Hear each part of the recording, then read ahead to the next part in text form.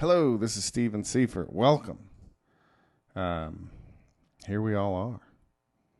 And welcome to the second time I've taught this class this week. I had a lot bigger turnout than I expected, so created two classes for that. I want to do some preliminary stuff, and we won't be doing this next week, but I've got to make sure everybody here is comfortable with Zoom, and I want to make sure that you can see and hear me okay. So, nod your head up and down if you can hear me okay. Check, 1, 2, check, check, check. Here's a little dulcimer playing.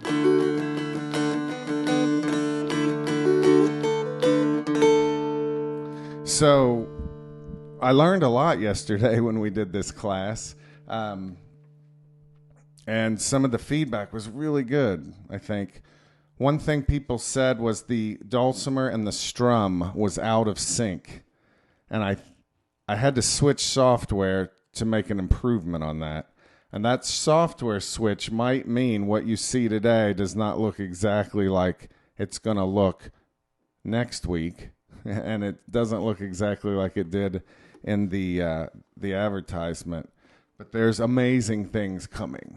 I've got this wonderful, if you saw the little ad I did, there were little red dots where my fingers are. I don't really need that today, but next week there's going to be these wonderful little overlays I can put in here where you'll see everything. It's gonna be like the little red lights I've always wanted on a dulcimer, so I think that'll be great. So let me just get y'all to, when I strum, does it sound like the audio and the video are in sync? And you can shake your heads yes or no. Is this in sync?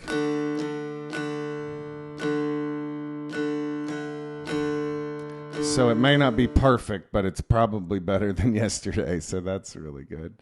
Let's see. We were also recording the class. I've got 2 different recordings going. And I've got the recording of yesterday's class. So if you have an internet outage, or I do, or you get frustrated, there'll be something to review later. I think that'll be helpful. And the sync, I don't know if it depends on everybody's individual speed, because it's something that happens at the server level, and it may be happening here at my house. So we'll keep working on that. So let's talk about how to use Zoom a little bit. The very first thing you need to know about Zoom is how to mute and unmute yourself. And I'm now going to give you guys the ability to mute and unmute your microphone. So if you're on a computer, there's certain controls that disappear unless you move your mouse or touch your trackpad. So when you move that arrow around, you're going to see in the bottom left-hand corner a mute button. I wonder if I would love for you to see what I'm looking at here. Let's see. All right. Well, there we go. So watch my screen here for a second. If you look in the lower left-hand corner, I've got this mute button. Watch this. La la la la la la la la la la la la la la la. So you can turn your mic on and off. So everybody try that.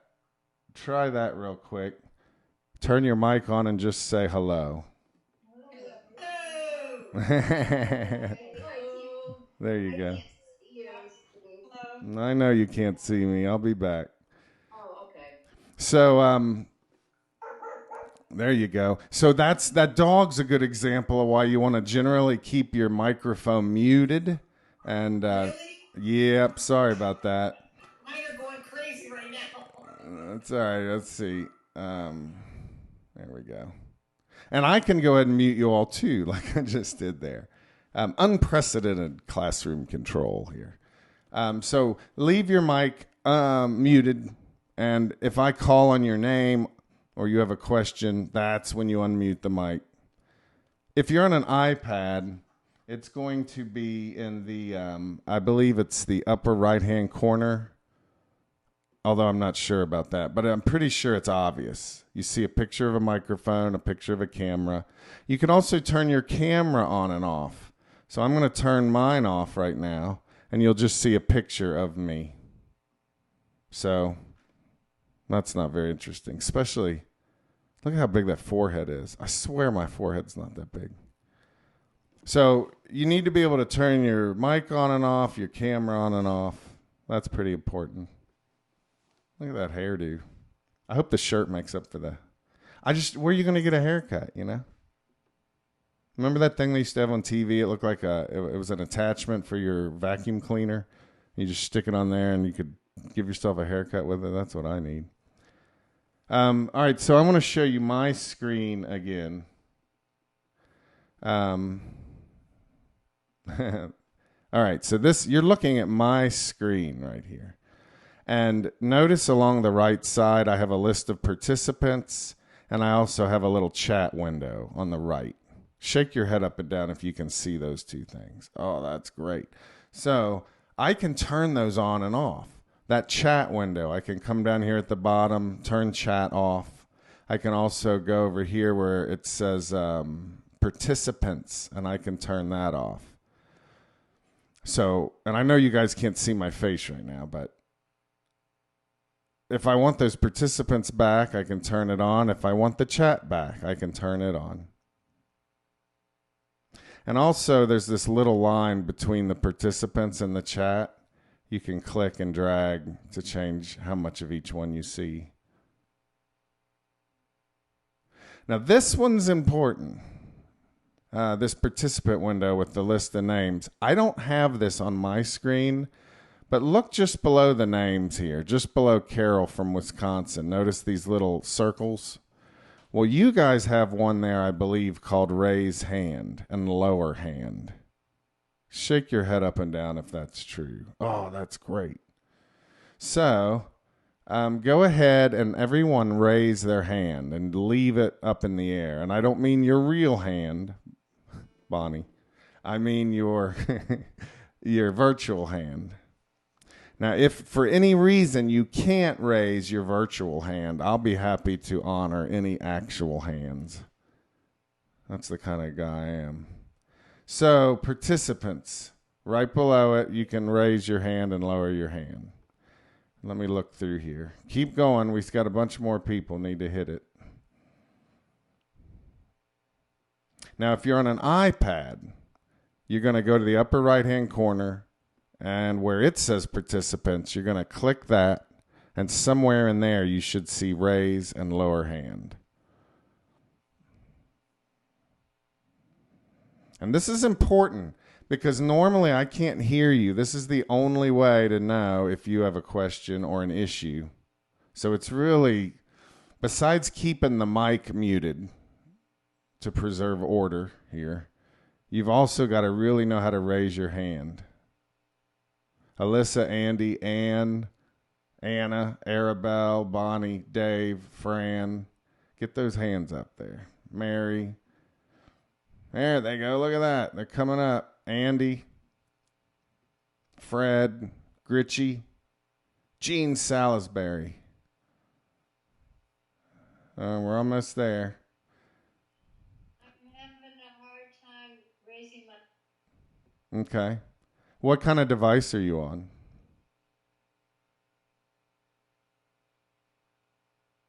But this list of participants and all that is kind of very muted, so I can't see it very well. So I'm still looking around. I had seen it before the chat started. So Well, it's going to be in your participant list. You know, let me turn my camera back on. So look under your participant list. Are you on an iPad or a computer? Computer. All right. So at the bottom of your screen, you should be able to turn off and on participants. Okay. There we go. So Here we go. Perfect. Now I'm back. Here we go. And then that's great. Carol in Wisconsin, Arabella's iPad, and Anna Leslie. We're almost there, people. All right, so that's fantastic because it gives me a list of whose hands are up in order that you raise them. I really love it. So everybody go ahead and lower your hands down. And just think, if you don't like me or this workshop, at least you're going to know how to use Zoom. a little better after this, you know. Pretty expensive Zoom class, though, if that's all you get.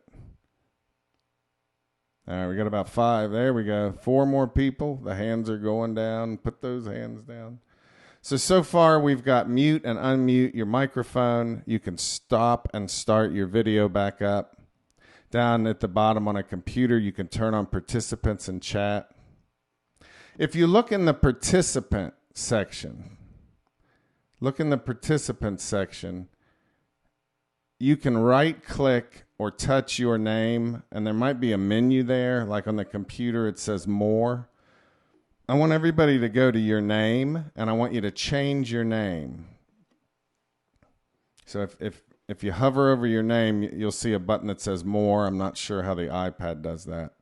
But go ahead and click Rename, and just put your first name and what state you're from. Just use the abbreviation for the state. So I would be Steve TN, although I don't know if it lets me do it. Let's find out. Steve TN. And it doesn't let me do it, or I'm not doing it right. No, there it is. Okay. Oh, I did it. This is really handy because some of you have names like iPad 4625 or something like that. So it's nice to see. Now, if right now this technology is freaking you out, I want to welcome you to be incompetent at it. I want to welcome you to, don't feel like you got to get all this figured out today. It's okay. All right, quick review again. You can mute your mic. You can turn your camera on and off. You can raise your hand, lower your hand. You can rename yourself there. It's looking good over there. Mary, Berkeley, is that a state? It might be the state of Berkeley. That's funny. A state of being. We got somebody called Student. If you want to preserve your identity, that's fine with me. You just make up a name. We got someone in England. That's nice. Eastern Washington, that's different than Western Washington, I guess. Fran, go ahead and rename there unless you're busy. It's okay. It's all looking good. Anna Leslie, you don't have to rename. I'm just calling people out here. It's looking good. Let's go to the chat window. So on the bottom of my screen, I can turn the chat on and off. I want to warn you guys. You might think you're sending a chat to a person, and you'll end up sending it to everyone. So I want to recommend you don't type anything you wouldn't want the whole world to see. And let's go ahead and say that for your microphones, too. You might think your microphone's off, and you might be mistaken. So this way we can all kind of obey. Oh, Fran left. She'll be back. So everybody just go ahead and type something in the chat. You could just say hi, whatever you want. And remember, this Zoom, this is not the future of humanity. It's just a tool we can use. There's things about being in person that are superior for me as a teacher and a musician. But there's things that are superior for this. For instance, you can see my hands very well, right? Once I get it going. So one other thing I want to show you. There might be more, but I think this is a big one. What do I got here? Okay. So somewhere, like on the computer, roughly right below, well, it's in the upper right-hand corner of the screen. It's really cryptic, but it either says speaker view or gallery view. Gallery view looks like Hollywood Squares, where you see a whole bunch of students. Speaker view only shows the person who's currently talking. And you want to be comfortable going back and forth with that. Sometimes it's neat to see everybody, especially if we're all talking, maybe if I'm taking questions. But when I put music on the screen and stuff like that, you're going to want to hit speaker view so you see the whole thing. And let's see if I can. I wonder if I can do this. Yeah, that's too weird. That's called video feedback. Let me see if I can make an improvement on that. Let's see. Oh, it shows the current app. Yeah, okay. So now you should be looking at music.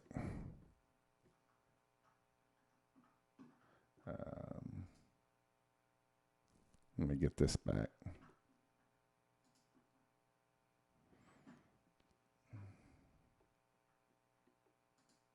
There we go. So I can zoom in on the screen. If now, if anybody was here last time, this should be a little clearer, I hope, than it was last time. Now, the downside to this is it's new software. I will have it all figured out by next week, but let's talk about handouts. So sometimes I'm going to show you music, and sometimes I'm going to show you my hands. And I really want to have it where it's both ways, and that's the way we did it yesterday, but I might have trouble with that today.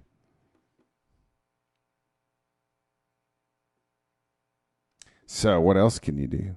Well, the last email I sent you, it had a PDF in it with all the handouts. We're not going to use all of those, but it wouldn't hurt to print them all out. And they're page numbered, and they're also in alphabetical order. I've also got a gentleman working on a table of contents, and I'm going to go ahead and add that to the handouts. I just haven't done that yet. You could also put that PDF into Fourscore on your iPad or however you like. You could just open it up out of your email program on your iPad, and it would probably let you look at it. So we've been officially going for 20 minutes here, and you haven't played a lick of music, but this is our classroom. You got to know how to use it. I love Cincy, Sharon. I love Cincinnati. The food, basically. Every time somebody mentions Cincinnati, I can't stop. Cervati's. Have you been to Cervati's? Oh, I love that stuff. Montgomery Inn. I get the ribs with the sauce on the side. That's the trick. All right. So let's go ahead and take 5 more minutes. Know that 2 things that were advertised might be a little iffy today. One is seeing the music and the hands at the same time. That's why I need you to have the music on your end.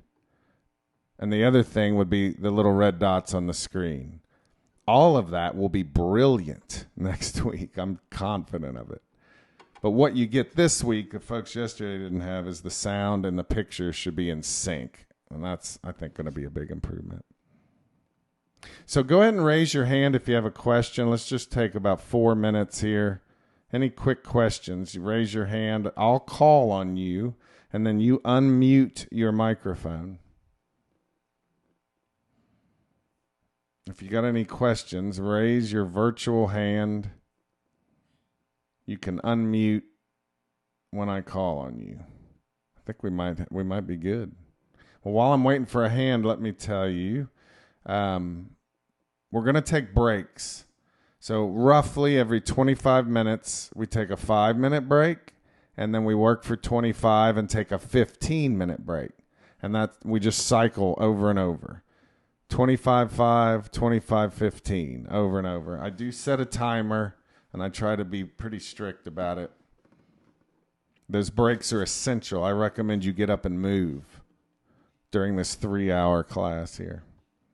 All right, I don't see any. I got hands. Linda from Maryland, how you doing?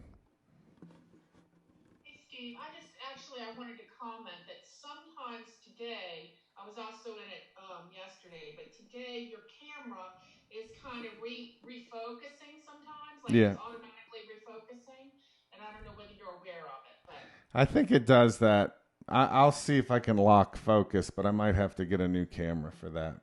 It looks like it's holding true 80% of the time or so. Yeah. Okay. Just sometimes. Thank you. I'll look into that. BL from Texas. I just want to congratulate you on your engagement. Oh boy, where is it? There it is. I have they call it a man engagement ring. Yes. So thank you. You are so welcome. And Heather got some hair color, by the way. It's like a temporary hair color to. It's just for I guess it's for a week or something. But I thought of your hair when she got that stuff. It goes for 8 weeks. Believe me, I'm used to using that. Well, I'll tell her. But yeah, I thought, why should a man not have an engagement ring? Plus, they're so cheap for the man. You know, I want one too. It looks good. It's the most attractive part of me is the ring. All right, how about Mary in California?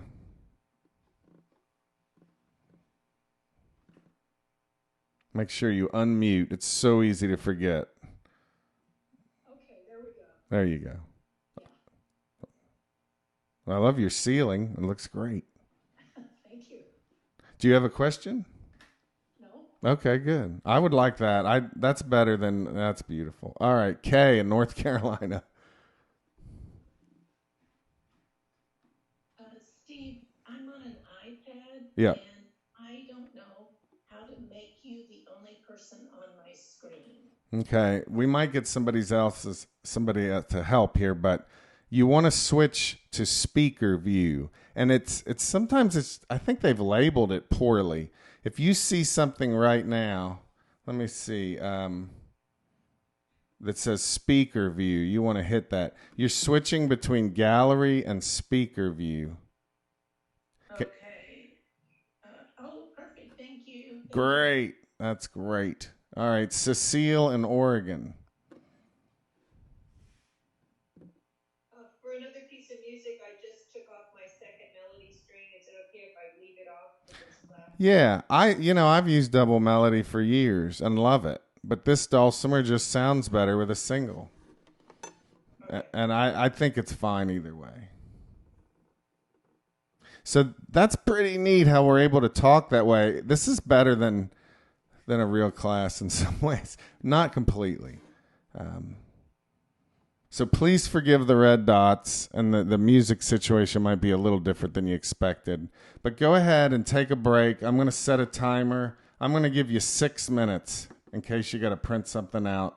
We're not going to use all those handouts, but it's good to have them at your to be able to grab them. I'll see you in 6 minutes. Thanks. All right. So what you need to figure out how to have the music. Okay. So if you go here, let's say that. Okay.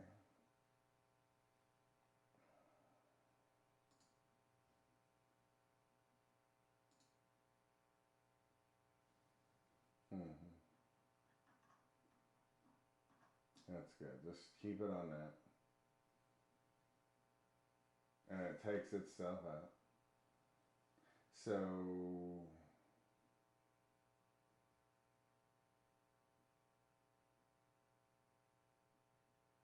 hey, I just realized I'm recording this so you guys get to hear me during the break. I better not say anything crazy. All right. Is there a way to put the...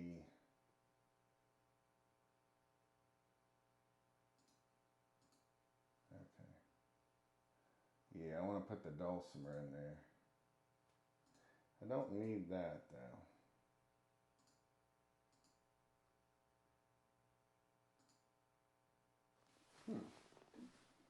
Pause. I can pause.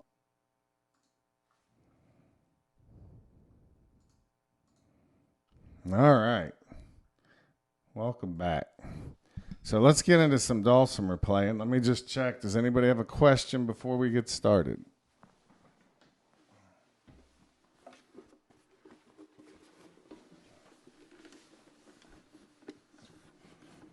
There we go. Check. Check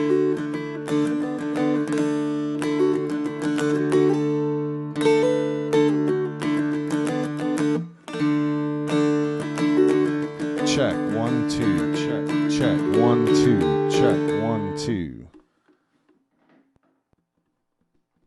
Check 1 2. Check. Check 1 2. All right. So let's look at these handouts for a second here. No, let's not do that. Let's jump into moving with the hand here.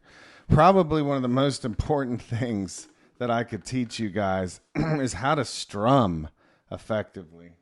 And I see it doing that funny thing. Let's see. I can fix that.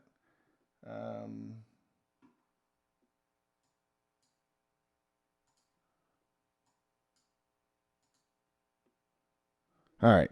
So here's the biggest thing, I think, if you get out of this class anything at all. You're going to keep your hand moving, whether you're hitting the strings or not. Keep your hand moving, whether you're hitting the strings or not. And I move it to the beat of the music. Now, this is not the only way to strum. It's not the only way I strum. It's not the only way you should strum. But during this class, this is going to be how we strum. So 1 and 2 and 3 and 4. Watch this, how I'm just going to hit the strings sometimes, but I'm going to keep moving. Let me turn that down a little bit.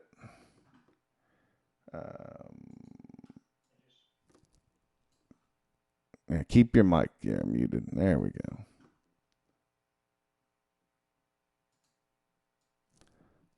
Yeah, that's too bright. We'll just keep working on it. So watch this. 1 and 2 and 3 and 4 and 1, 2 and 3 and 4 and 1 and 2, 3 and 4 and 1 and 2 and 3 and 4, 1 and 2 and 3 and 4 and 1, 2 and 3 and 4 and 1 and 2, 3 and 4. It's important that you be able to do this. And a lot of good players can't do this. And I want to remind you, I'm not saying to do it all the time, but if you have trouble with this, you really want to get this down. There I am, out of focus. There we go. So let's try a whole note. What would a whole note be like? And I want to make sure you know to keep counting out loud with your mouth. Even if you're not making a sound much, I want you to keep counting with your mouth. I'm going to only allow the pick to hit on beat 1. 1 and 2 and 3 and 4 and 1, 2. I want you to do that also. And 4. 1 and 2 and 3 and 4 and 1 and 2 and 3 and 4 and a half note means we're going to allow the pick to hit strings on 1 and 3. Let's do that one. Get your hand moving. 1 and 2 and 3 and 4 and 1, 2 and 3 and 4 and 1, 2 and 3 and 4 and 1 and 2 and 3 and 4 and. So some people go, well, look, I know how to play a whole note and a half note. I thought this was going to be an intermediate class. But here's the thing. A lot of advanced students can't do that well. What's the hard part about it? It's maintaining accuracy in your timing, especially when you're not hitting the strings. If you hear a dulcimer club play a whole note, it's usually like a train wreck because everybody stops moving. And then they don't come back in together. Where is a dulcimer club going to sound the best? It's when they're strumming eighth note pairs. That's when their timing's the best. The simpler the music, the worse it gets. So let's look at quarter notes. A quarter note, you're going to hit outs only. And if you're an in-strummer, you're welcome to flip all this stuff around the other way. Why is my face gone? I know my mother in particular would want me to include my face in this. There it is. Okay. So let's do quarter notes, hit outs only. 1 and 2 and 3 and 4 and 1, 2 and 3 and 4 and. Now what's tricky about this one?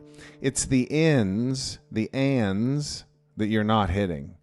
That's the hard part. So some of you are not moving to the beat. You're doing this.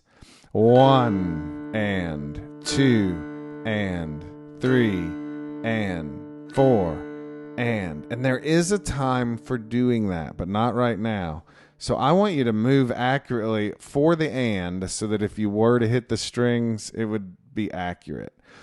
1 and 2 and 3 and. In order to do that, you've got to leave that hand out in front after that out strum. Don't be in such a hurry to whip it back.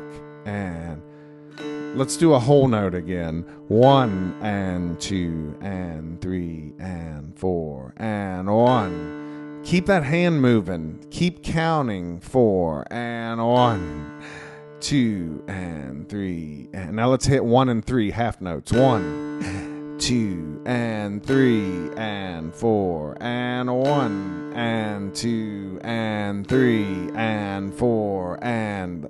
Let's do quarter notes, outs only, where your ends are accurate even though you're not hitting them.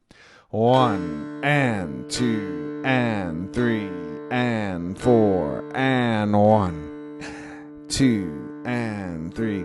If you're an in strummer, that means you go in on every beat, and you're welcome to do that. Just keep it consistent. Eighth note pairs, that's going to be out and in. 1 and 2 and 3 and 4 and. Now watch me do this quickly. I'm going to cycle through those. Whole note. 1 and 2 and 3 and 4 and 1 and 2. Here comes the half notes. 1 and 2 and 3 and 4. 1 and 2. Here comes the quarter notes. 1 and 2 and 3 and 4 and 1 and 2. Here's the eighth note pairs. 1 and 2 and 3 and 4 and 1 and 2 and 3. A whole note. 1 and 2 and 3. So notice the hand alternates the same for all four of those notes. It's the times you're moving when you're not hitting. Those are the times that can really tighten up your rhythm. And I really think you shouldn't stop doing this until your timing has been developed pretty far along. So how about the video? When I play fast, does it look like my hand is in sync with the sound? Well, that's a miracle. That's a big improvement on yesterday.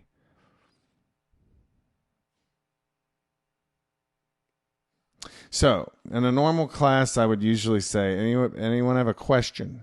Anybody got a question? And then I've been taught to wait. You wait when you ask that. But in this class, I'm just going to look over and see if there's a hand.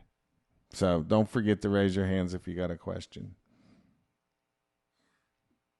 Somebody wrote me and said, thank you for being unapologetic about focusing on the strum in an intermediate class. So you're welcome.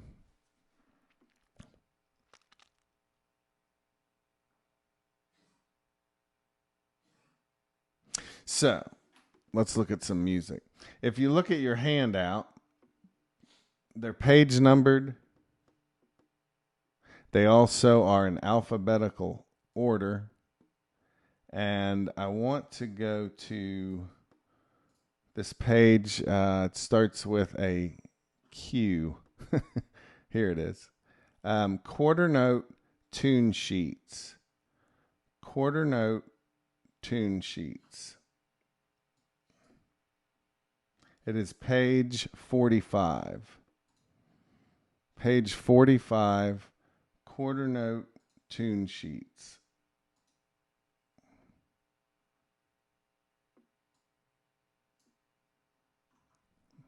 And I want you to look at the top. And you might be going, why are we learning Mary Had a Little Lamb in an intermediate class? Because a lot of people can't play the darn thing. They really can't play it very well. That's why we're looking at it. Now, normally you'd see my hand here, and I'm sorry you can't right now. I am working on that.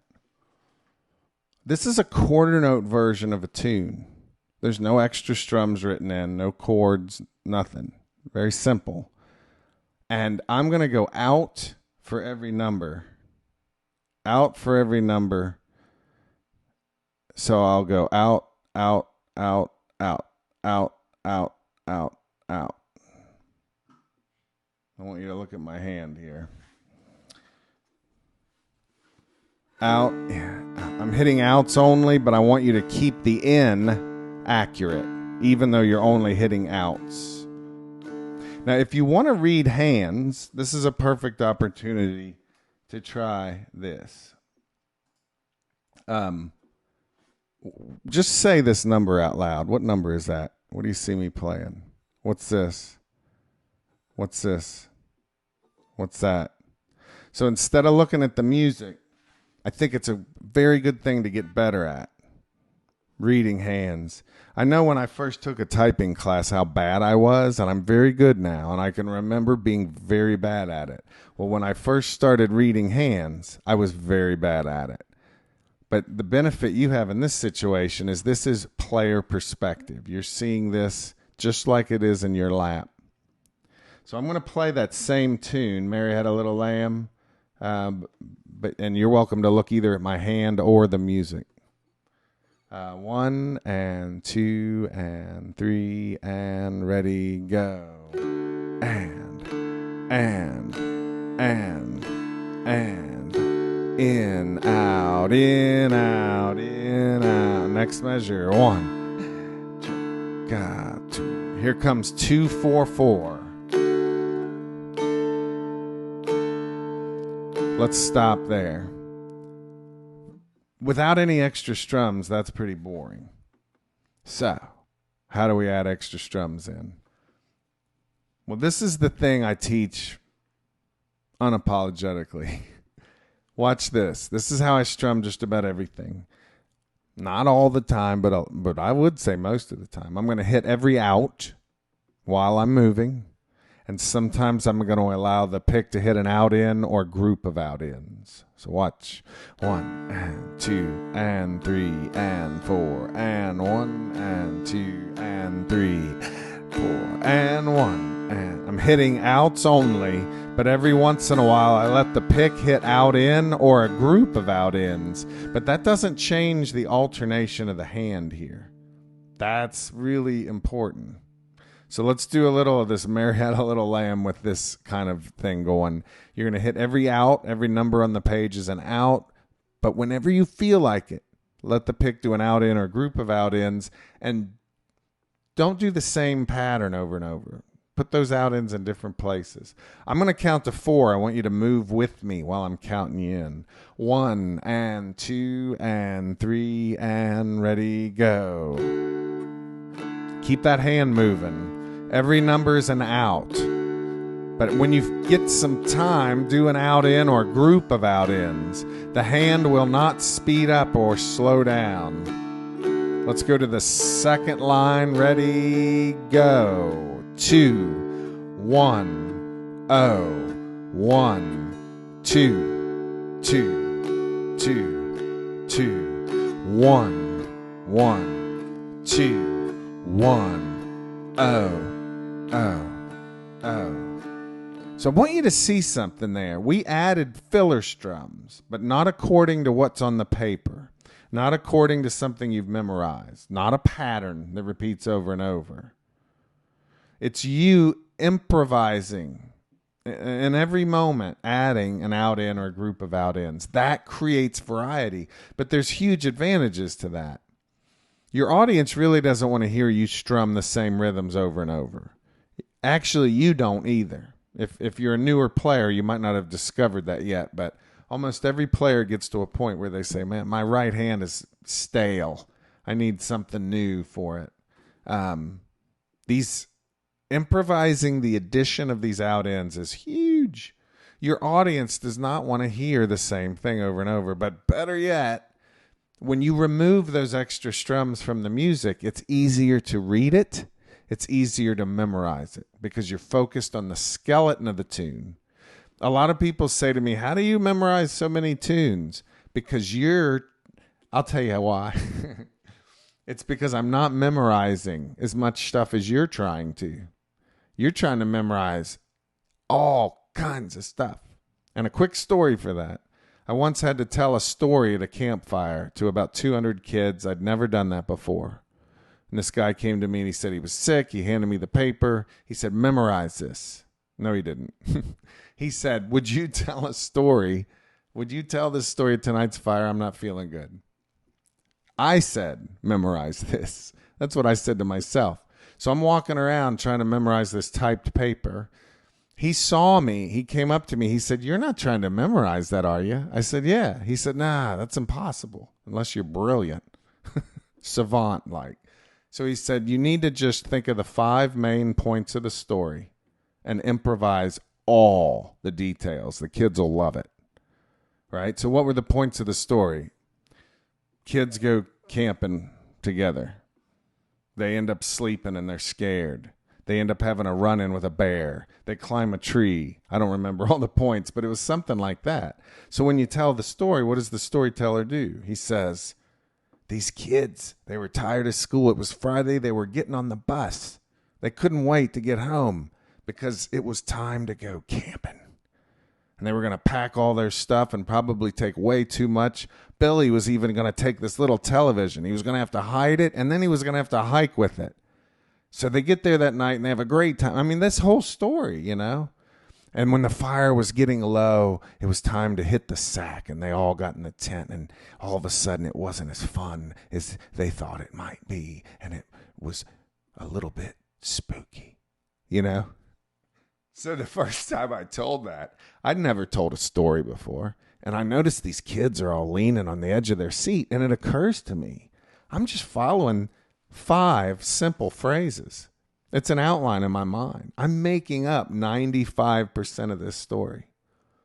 This is how folk musicians, not all of them, but this is how a lot of them play music. You have to learn the minimal content. What's the minimal thing that makes Old Joe Clark Old Joe Clark? And then you train yourself to generate everything else fresh. What's the example we've got so far? It's this whole thing with the right hand adding out ends in different places. Let's do one more tune. Let's look at the tune right. Let's go down to Go Tell Aunt Rhody. Go Tell Aunt Rhody. It's on the same page. There we go. Go Tell Aunt Rhody. Woo, there we go. You're going to love next week, I hope. So, same kind of deal here. And I'm hoping you've got that on paper. But if you don't, you can watch my hand here and just follow my fingers. I do have a video of yesterday of teaching the same stuff. So if you want to, I already sent it to you. If you want to go through that, the music will be on the page. All right. So, a little bit of Go Tell Aunt Rhody. I want to make sure I know how to play it. There we go. I improvise so much that I forget, what's on the paper. I'll count you in. 1, 2, and 3, and ready, go. 2, 2, 2. Hit out for every number. Every once in a while, let the pick do an out in or group of out ins. Here comes the 4th measure. All right, now the 4th line. Sorry, the 2nd line.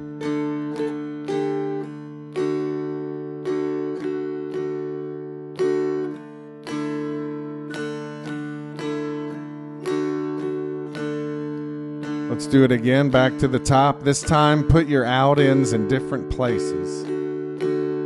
Here's 4 O's.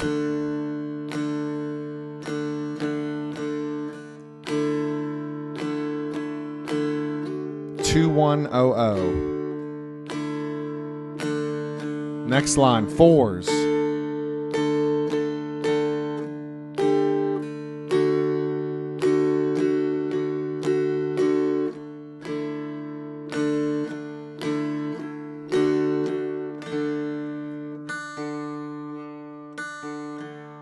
I want to challenge you. If you can't do Mary Had a Little Lamb and Twinkle Twinkle in an interesting way, you have a problem. You might have a problem. Let me see if I can accept that challenge, and then we'll take our longer break here. Good.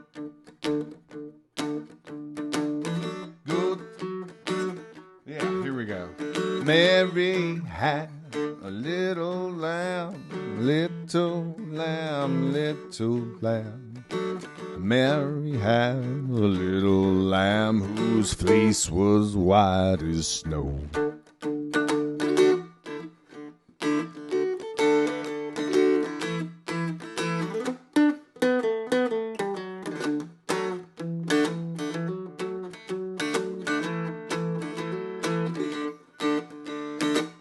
Everywhere that Mary went, her lamb was sure to go. Now, I'm sure that's cheesy, but it's a lot more fun because of all that stuff I'm adding in there. All right, this next break's going to be 15 minutes. Go walk around, get some fresh air. Don't eat a lot of sugar or carbs. It'll make you go to sleep. I'll see you soon. Thanks.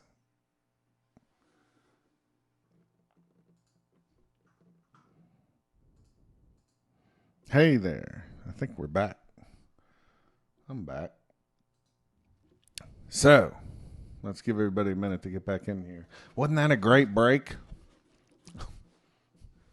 I was supposed to order barbecue for Heather today for her to pick up.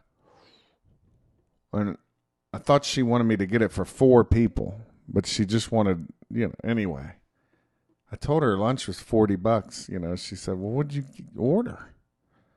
So I had to go eat some of that. It was delicious. So,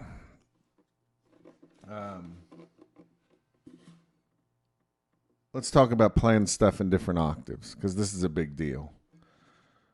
Watch me play some tunes here. I'm going to do Old Joe Clark.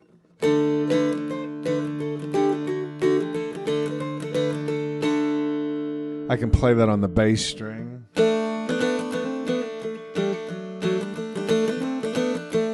I can do that up high on the melody string. And I can also do this up on the bass.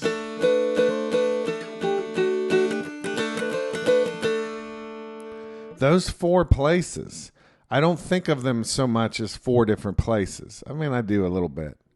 But let me make sure. I think of it as kind of the same place with a slightly different sound on it. Oh, I love brisket. All right, so when do I use this? Constantly, so I don't get bored with bother them cabbage and stuff.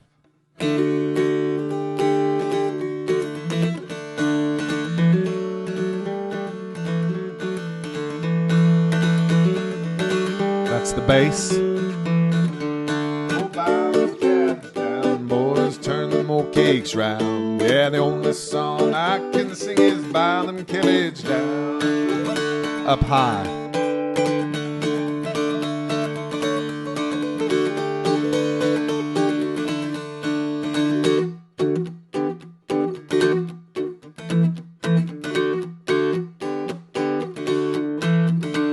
I wish I had a nickel bass. Wish I had a dime. I wish I had a melody. Buy them cabbage down, boy. Turn the whole gig round. Only song I can sing. Buy them up high.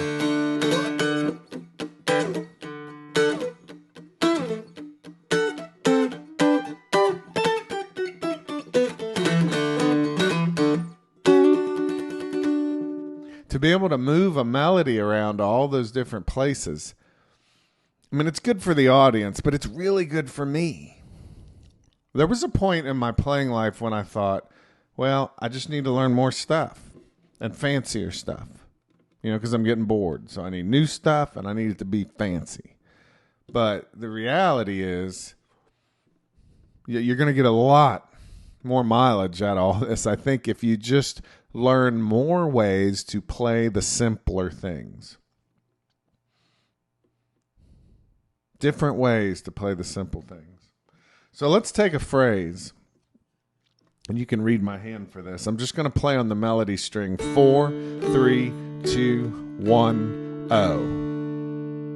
4, 3, 2, 1, 0. Go ahead and play that on your own. 4, 3, 2, 1, 0.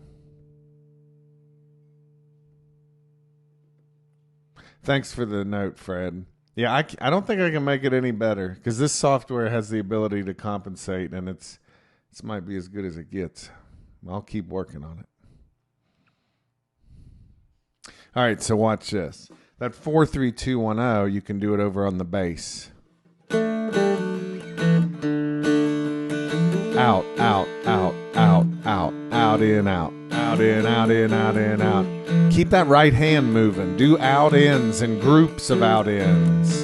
Do it on the melody string. 4, 3, 2, 1, 0. Melody again.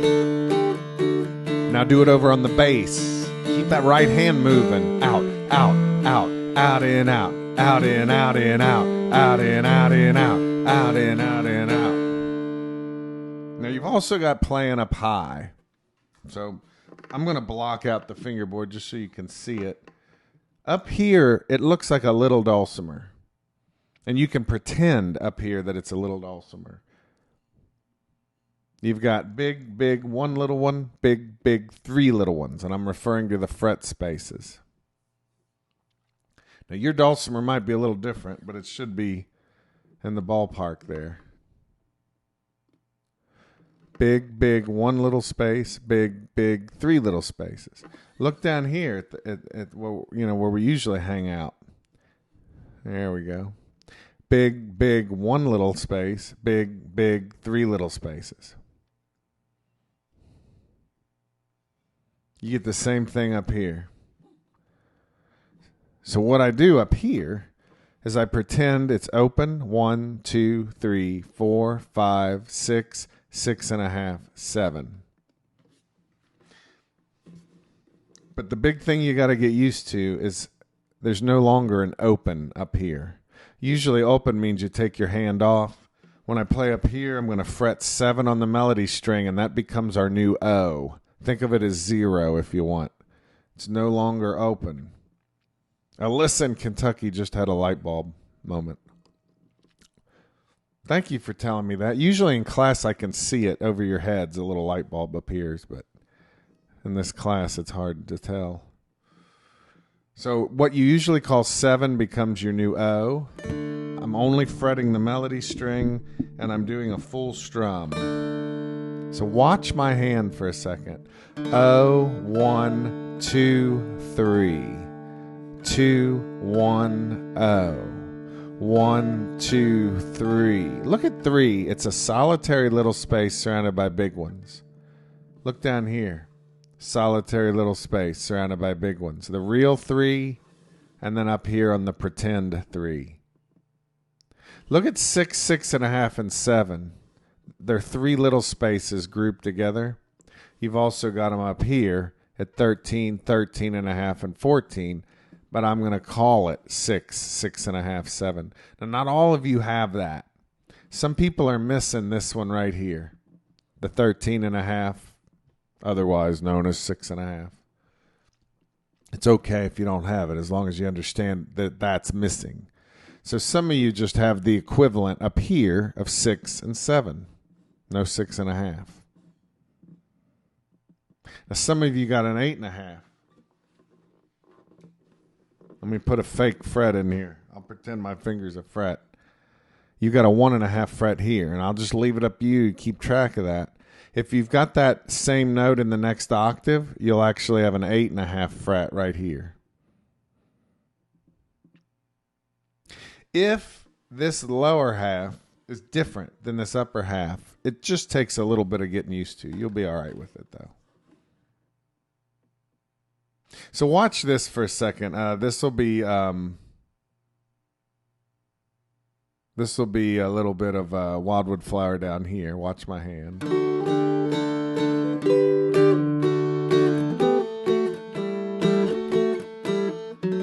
Now I'm going to see if I can do that same thing up here.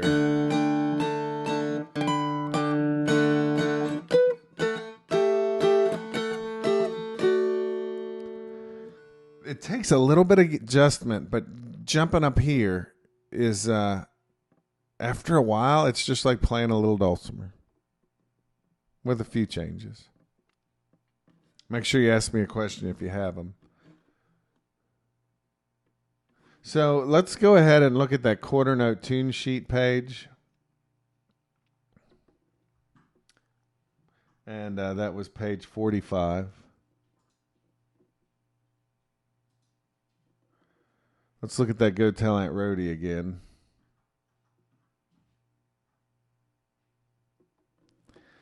So you can play this on the melody string. You can play this on the bass.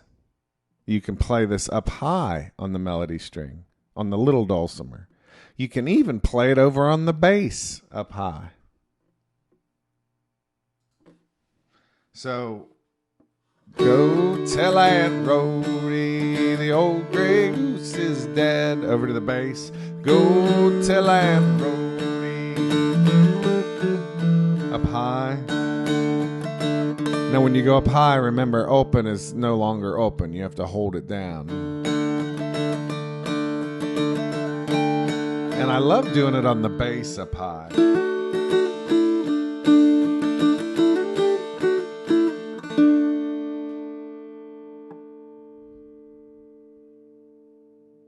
So somebody asked me something about all this. What have we had so far? You learn how to use Zoom. We've got a right hand that's alternating to the beat, whether you're hitting the strings or not. We have an improvised strum inside very strict limits where you add the filler strums. And that means the paper can actually have less detail, which means there's more tunes you can learn because it takes less to memorize them. We've also got this idea of moving the melody to different places on the dulcimer. Somebody asked me something about some of that. I'm just lonely. It's getting lonely in here.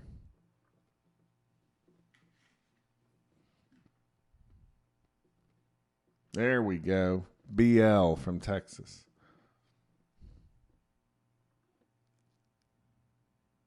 Make sure you unmute first there.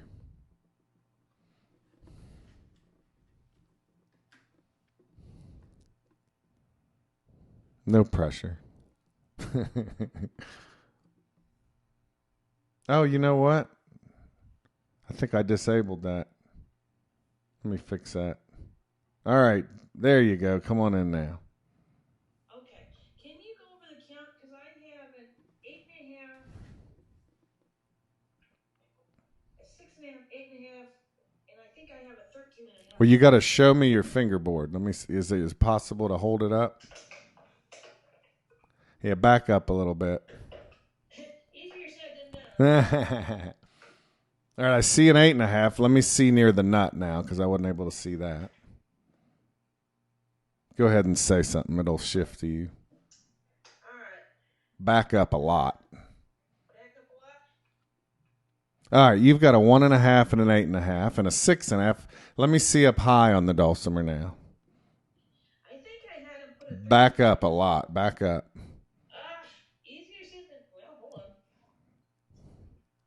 on. Move, doggy. Steve injured a lady in one of his online workshops. That's as close as I can do it without. No, you're good. Okay, so what you have is the 6.5 and the 13.5. So look on my dulcimer. Let's see. All right. I've got the 6.5 here, and it's the middle of the three little spaces. And then up here, I've got the 13.5, which I'm referring to as a 6.5 when we're pretending we're in a little dulcimer. In addition to those, you have a 1.5 fret right here, and you also have one up here, Right. which is an 8.5, but we're going to call it a 1.5. So that would be my 1.5. Okay. There you go. Now I got it. All right, thank you. And I hope if you just send me a doctor's bill if you need to. I'll see if the dog's injured. Okay, thanks. So, Karen from Washington. When you're playing on the bass, is it ever advantageous to switch if you're normally an in strummer to an out strum? So that you're coming in on the bass note instead of strumming across and hitting the bass note. Yeah, that's a good question. I think what I tend to do is I'm going to mute you real quick. There you go. You got it. What I tend to do is I'm an out strummer when I'm playing on the melody string. So I go out on the beat. But every once in a while, I temporarily become an in strummer when I'm on the melody string. So watch this. Out, out, in, out, out, in, out, in, out, in, out, in, out, in, out, out, in. I use an occasional in strum, which we haven't covered in this class, to make that, to really bring out that melody string note. Now, when you put the melody over on the bass, I feel like you're kind of doing, you're leading up to the bass note with each strum. So I don't do that. Like what you're saying, I don't switch directions on the bass because it's weird sounding to me. I'll tell you what I do is I normally move that pick quickly through the strings. When I play the melody on the bass, I sometimes slow the pick down occasionally. Listen to this.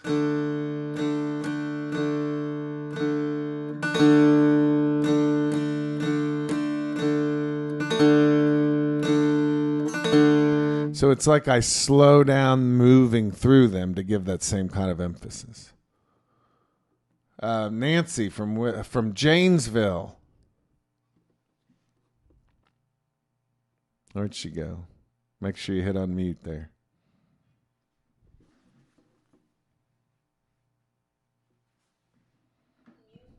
There you go. There you go. Okay. This is a little bit more advanced question, probably. If I were to go tell Aunt Rhody in the key of G, would I start at fret 5 because that is the third note of the scale, where in the key of D it starts at fret 2, which is the third note of the scale? I think it's a good question because we're pretending up here that we're on a little dulcimer. So let's talk about this for a second. You know when somebody asks a question and you think, oh, I'm not interested in that. Well, I think everyone should be interested in this right here. So check this out. Instead of pretending, if I put a capo on up at the 7th fret, it actually kind of becomes my new little dulcimer up here.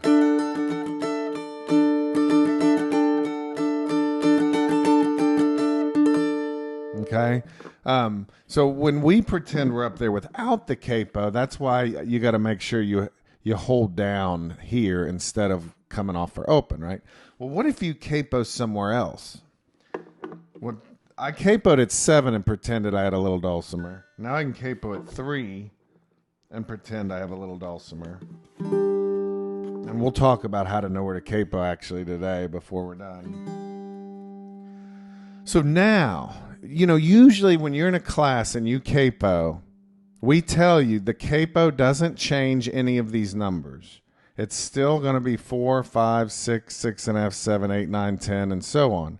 The only thing that changes is wherever you capo, now instead of calling this a 3 on the paper, that's very common to see somebody use an O for open.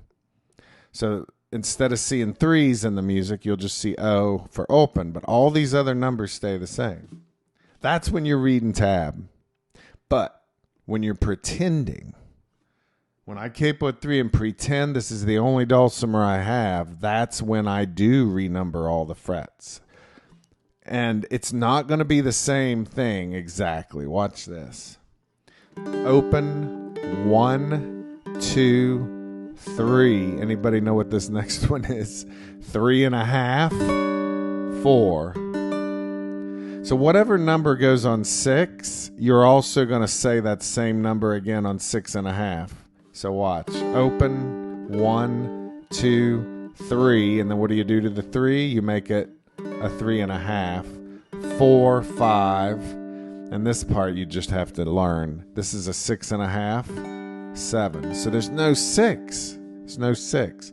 Now, if you drew out on a piece of paper the whole and the half steps, the big and the little spaces, you could figure out the differences. But yeah, in this case, I'm going to start on a 2, just like I normally would for Go Tell Aunt Rhody. But you're correct. It's actually a 5.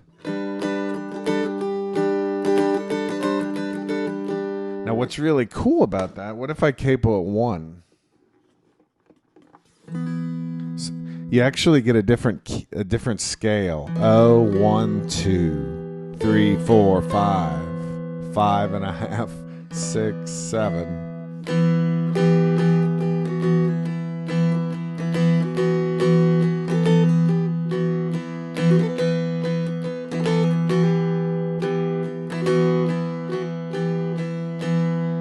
Go tell Aunt Rhody, go tell Aunt Rhody, go tell Aunt Rhody, the old gray goose is dead. And that's a whole different feel, right?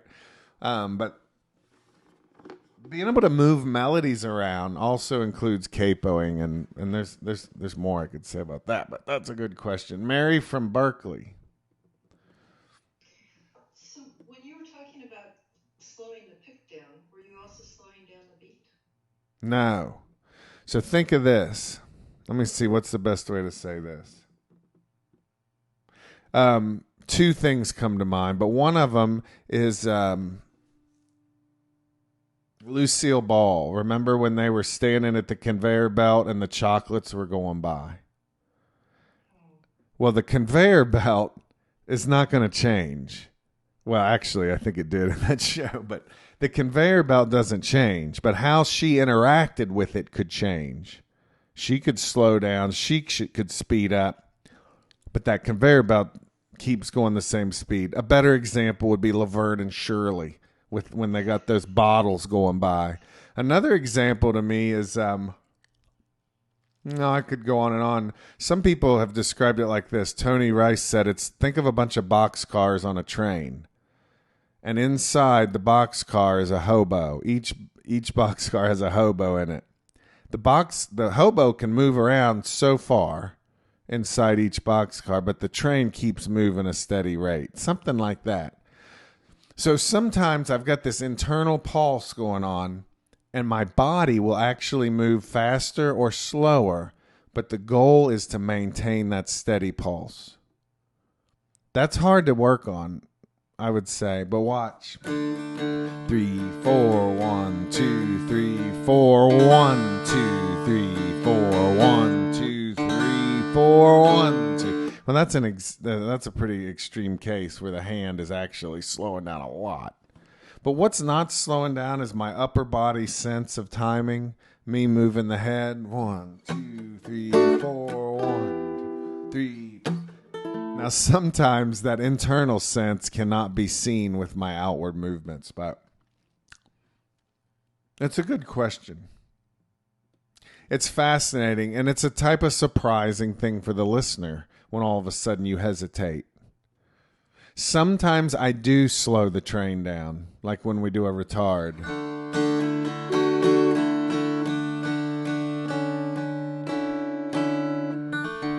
But that's different, I think, than what you were asking about. Yeah, that's a good question. All right, so we got to talk about the pick for a second. And I want you guys to see how I hold a pick, which we should have talked about a little bit ago. Let's see.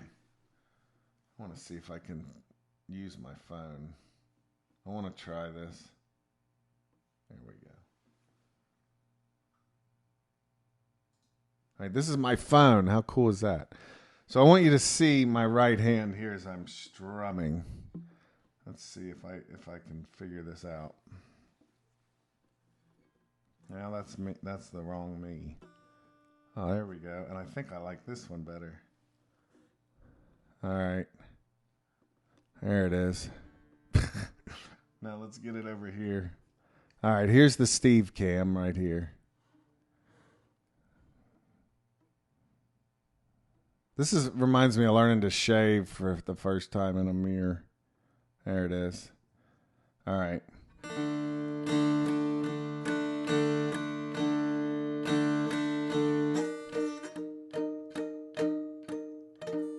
There we go.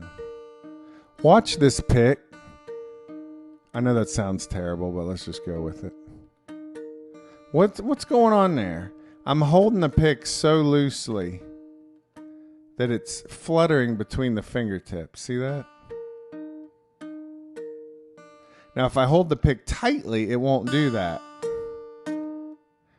It'll be flexible to some extent, but it won't. Look at that. I'm holding it so loosely, but I'm not letting go. That's a really important aspect to a good strum. When I'm doing a full strum, my pick, the face of the pick runs parallel with the string. And I hold it with a loose grip, and that is going to give you a sweet strum. When I go to hit individual strings, my intermediate friends, watch this. Let me get down here. When I want to do individual strings, I don't let the face of the pick run parallel with the string like it is now. I turn it a little bit like this. And that's bizarre. And I actually scrape the top of the strings with this rounded pick tip. So when I go to do a full strum, I do this with a loose grip. And when I go to do individual strings, I turn it clockwise and I rub across the tops. Well, that's making me dizzy. I feel like I was just on... anyway, I feel like I'm dizzy. Woo! Okay. The way I recommend you hold a pick... let me show you this. This doesn't work for everybody. If you take your right hand and just let the wrist and fingers be floppy, watch this. As I turn the wrist, look how the index and the thumb kind of come together somewhat. My finger and my wrist, they're floppy. And as I start to turn it, look at this. I mean, this is how your hand would be if you were sleeping, right? And it was hanging off the bed or something. It would just be hanging there like this. And then when those fingers come together, you can take a pick and stick it in there.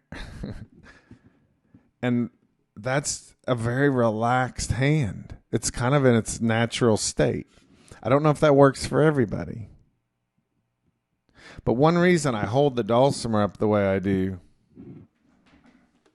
is, you know, when this thing is flat, you kind of have to hike your shoulder a little bit. I'm upside down. This is crazy. Yeah. I have to kind of hike my elbow up in the air like this. When I tilt the dulcimer up, from here to here, I feel like I can lower my shoulder and I can relax.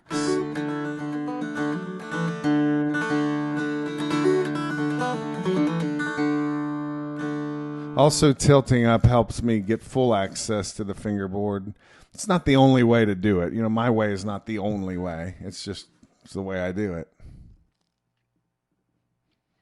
That pick thing, for some of you who are more experienced, I want you to remember that when I go to flat pick and hit individual strings, watch my pick here down in the face cam window.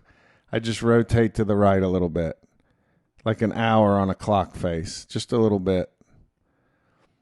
And then you're actually going to be rubbing the top of the pick across the strings.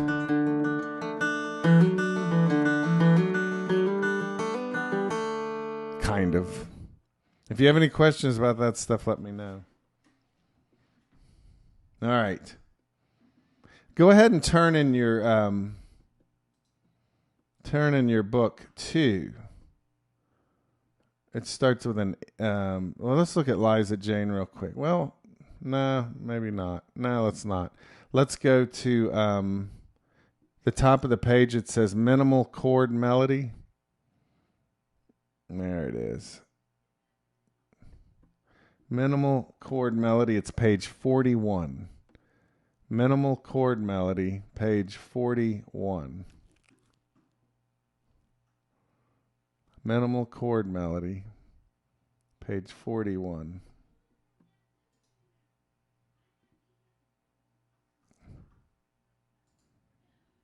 Hey, y'all. All right. Let's see.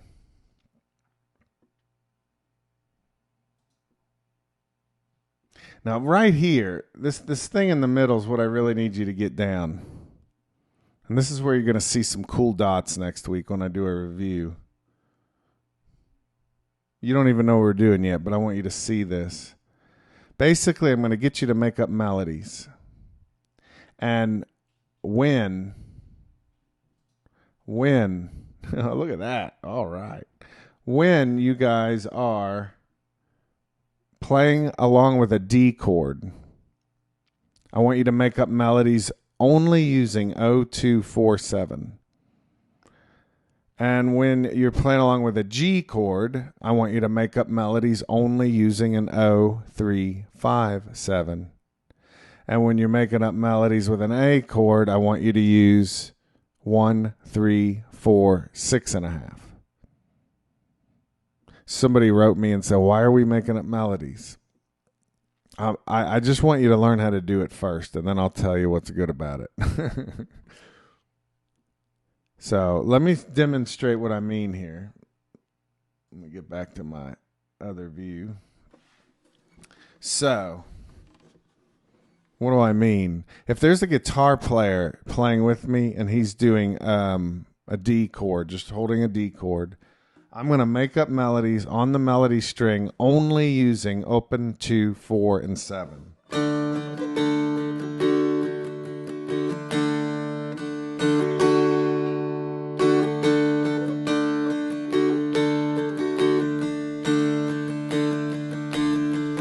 2, 0, 2, 4, 2, 4, 2, 0, 2, 0.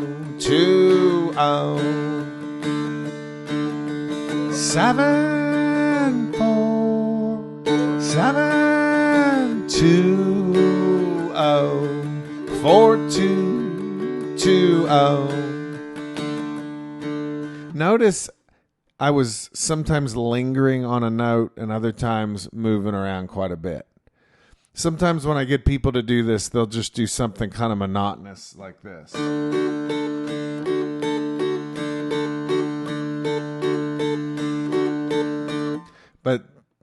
And that might be good for practice sake for a little bit, but really we want it to sound like a melody. So don't be in such a hurry to go to a new note. Now I'm going to go up to a 4 and come right back to a 2 and linger. I'm going to go to a 4 again and come back to 2 and linger. Now I'm going to go up to 7. 02. And then I might get fancy. 4, 2, 0, 2, 4, 7, 4, 2, and then linger on that O. One of the best things about this class is how you can noodle without anybody hearing you. So make sure you're doing some of that. And again, I'm not going to tell you why we're making up melodies yet, but you'll get some insight here in a little bit. When a D chord is ringing in your ear, open, 2, 4, and 7. I call them the safe notes. If you're going to make up something, rely heavily on these safe notes. But if you only use safe notes, it can be a little bit boring. So, watch this. I'm going to primarily use those safe notes, but occasionally I will wander left and right to neighboring notes on that same string. So here's an example of maybe 90% safe notes, which are O, 2, 4, and 7. But I might include a neighboring note. This is for Mike, I think, in Texas, if I'm not mistaken. I think you said yesterday you liked it. It might not have been you.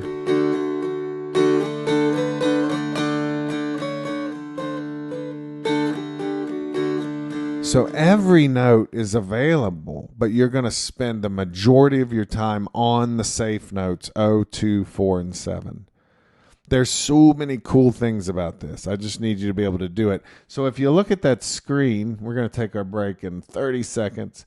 If you look at the screen here, whenever the guitar player is on a D major, you're going to use safe notes O, 2, 4, 7. When the guitar player is playing a G major chord, you're going to use O, 3, 5, 7. And when the guitar player is doing the A chord, you're going to use 1, 3, 4, 6.5, all with a full strum. So let's take a break. You guys have earned an extra minute. We're going to do 6 minutes, and we'll get back to it. Thanks.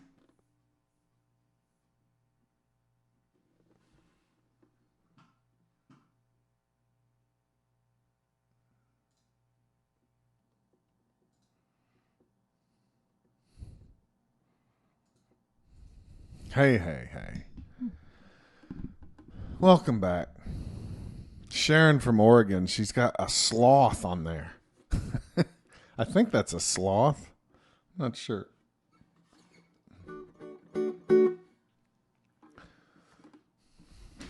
All right, so we got to get back to making up melodies.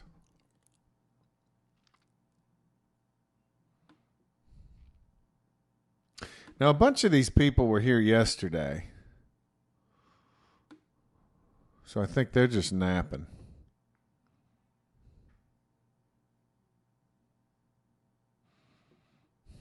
All right.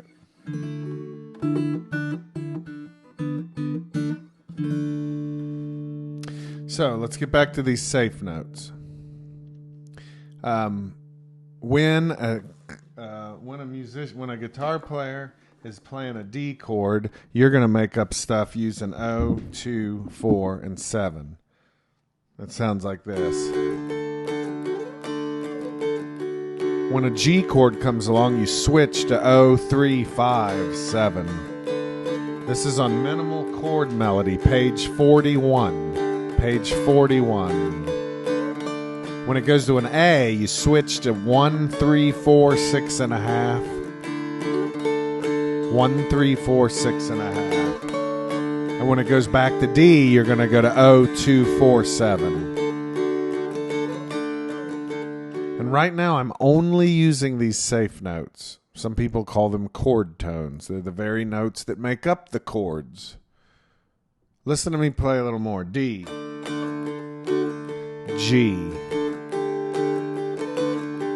D, A, D, G, D, A, D. Now I'm going to start to not only use these notes, I'm going to wander between them, but only a little bit. 2, 4, 2, 3, 4.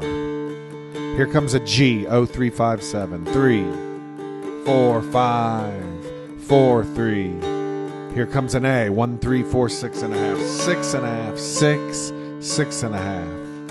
4, 3, 2, 1. Back to D, O, 2, 4, 7. O, 2, 4, 2, 1, 3, 2. So I'm going to play some backup chords, and I want you guys to make up melodies with it. As far as your right hand, get that right hand alternating along with mine. You're going to hit every out, sometimes do an out in or group of out ins. But if you want to do some kind of different strum, that's fine with me. All right, I'm going to do chords. You're going to make up melody. D0247.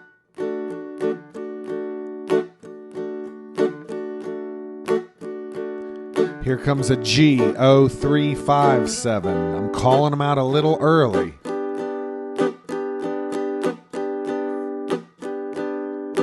Go back to D0247. Make sure you wait for it to switch before you change. We're going to go to A, 1, 3, 4, 6 and a half.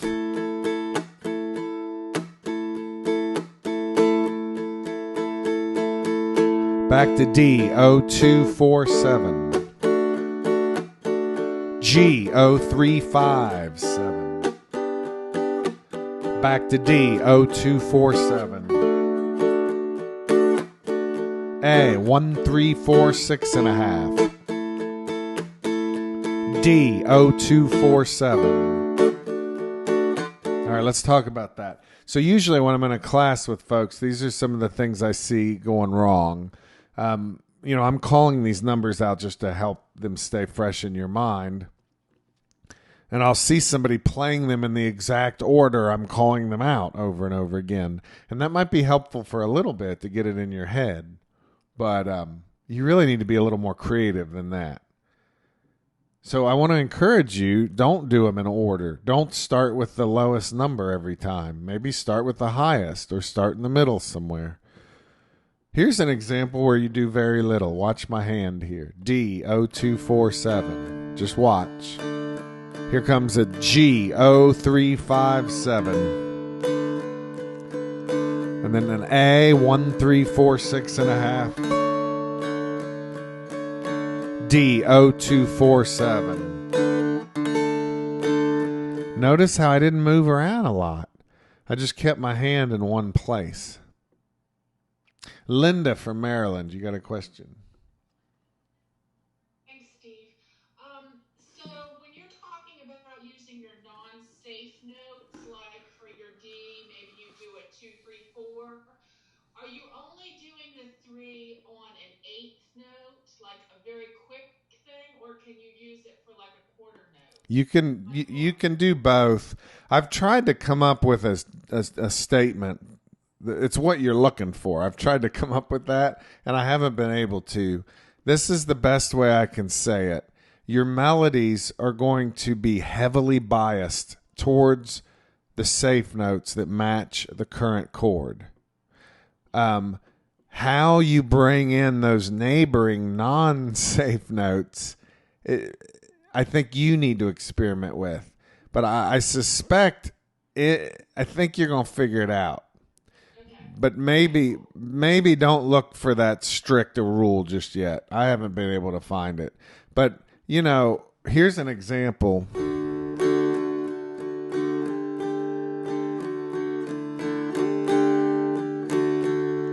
That one was the movement was actually pretty slow, and it was all a D chord. So you can get away with that. You know that song that goes, let's see.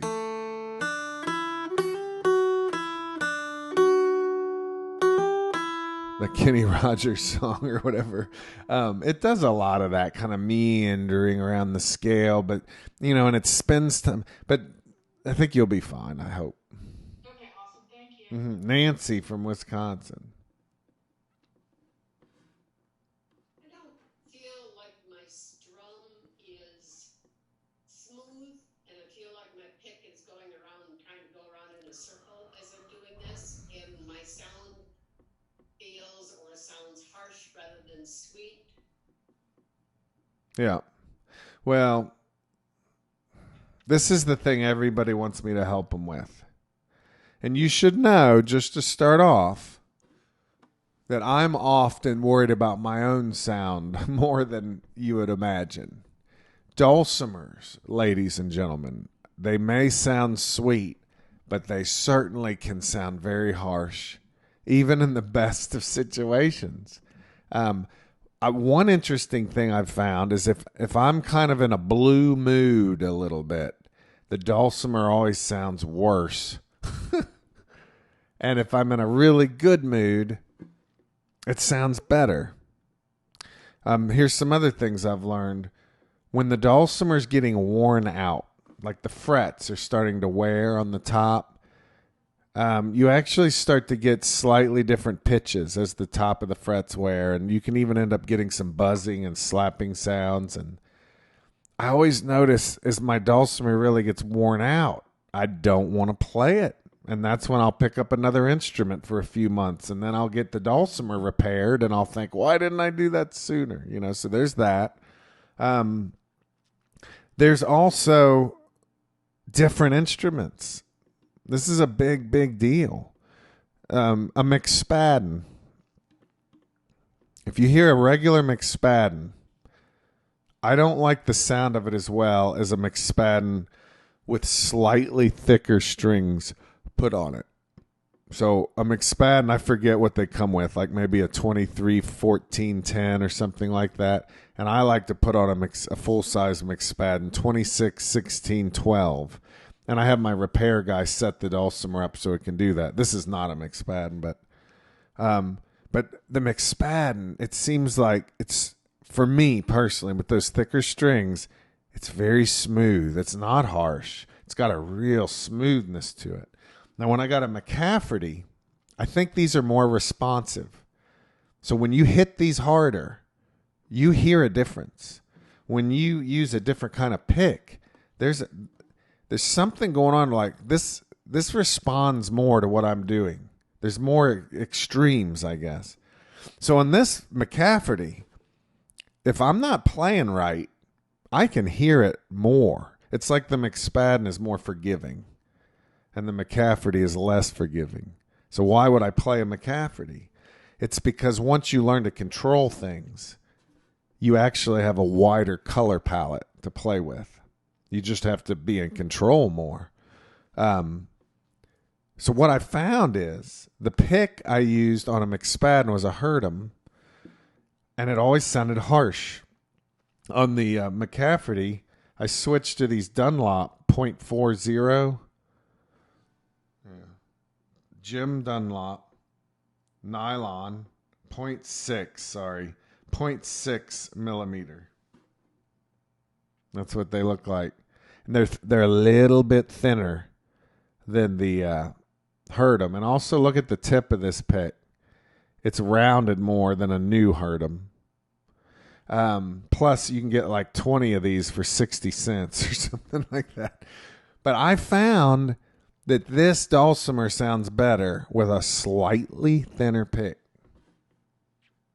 And when I need to do that flat pick and I do that trick I just showed you guys where I turn the pick clockwise just a little bit, and then you're working with the width of the pick, which simulates a thicker pick.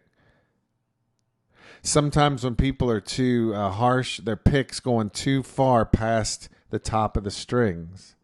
So look at this. I hate that we're upside down. Let's see. Yeah.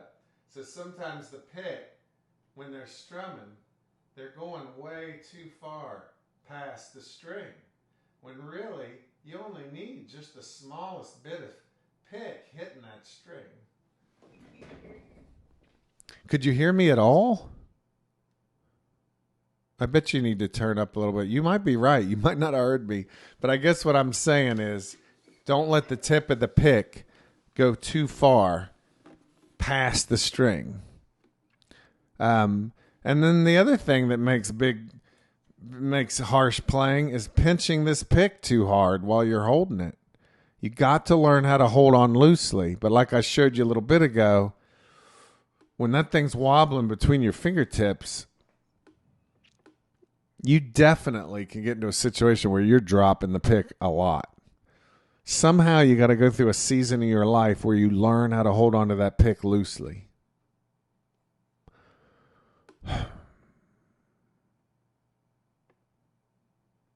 The biggest thing that made me sound smoother was to not be depressed and to use a slightly thinner pick.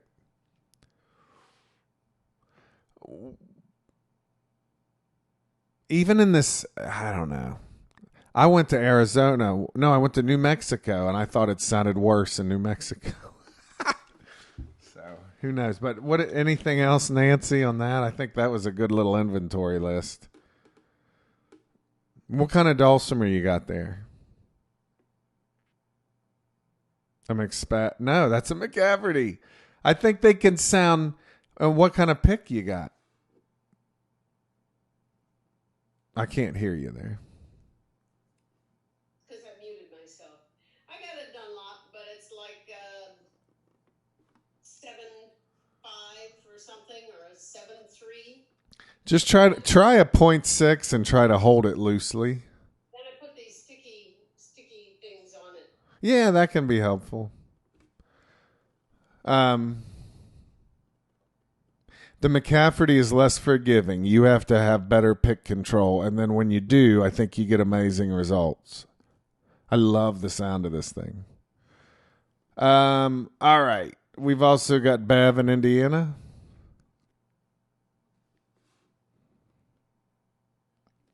Does it make a difference when you're strumming if you strum straight across the fretboard or if you strum maybe slightly diagonally across the fretboard? It can, but it depends on how you're holding your pick. You know, like that thing where I showed you where I hold the where's my hand here? When I turn the pick a little like this, that'll affect it also. So it depends on a lot of factors.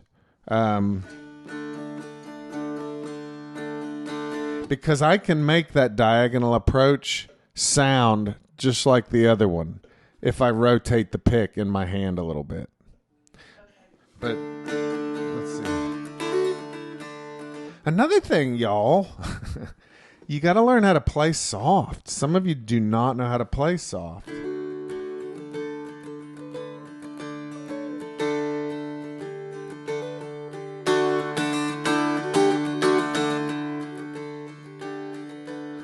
It's hard, actually, to play softly and to do it well. I think we tend to be biased towards hitting too hard, all of us. And I bet you, as my ears get worse, I will hit it harder. That's what I suspect. When I'm playing with an orchestra and I can't hear myself, I tend to hit it so hard that it sounds bad. So one reason in a concert to have a monitor pointed at you is so you can hear yourself, and you will tend to play less harshly, I think, when you can hear yourself. All right. Mary from Berkeley. What do you think of turkey quills? I like them. Studio musicians will use different picks for different purposes. So a studio musician will have a really thin pick for the acoustic guitar to give that light, wispy sound. But then if you ask them to play a solo, they might pick up that thicker pick. So I think the turkey quill just gives us another texture. And I love it. I pull all the fuzzy stuff off. I hold the thick part of the feather, and I do the picking with the thin part with all the fuzzy stuff off. Mike in Texas.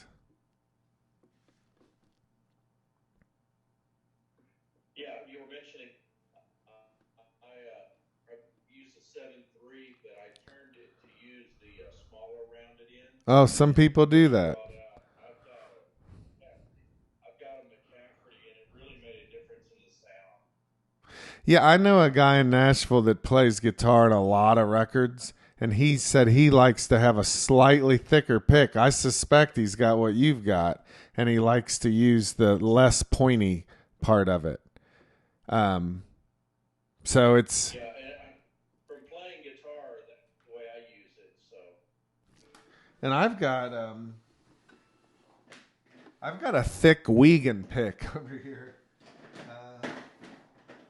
that I use for mandolin, and on the dulcimer, it's too much.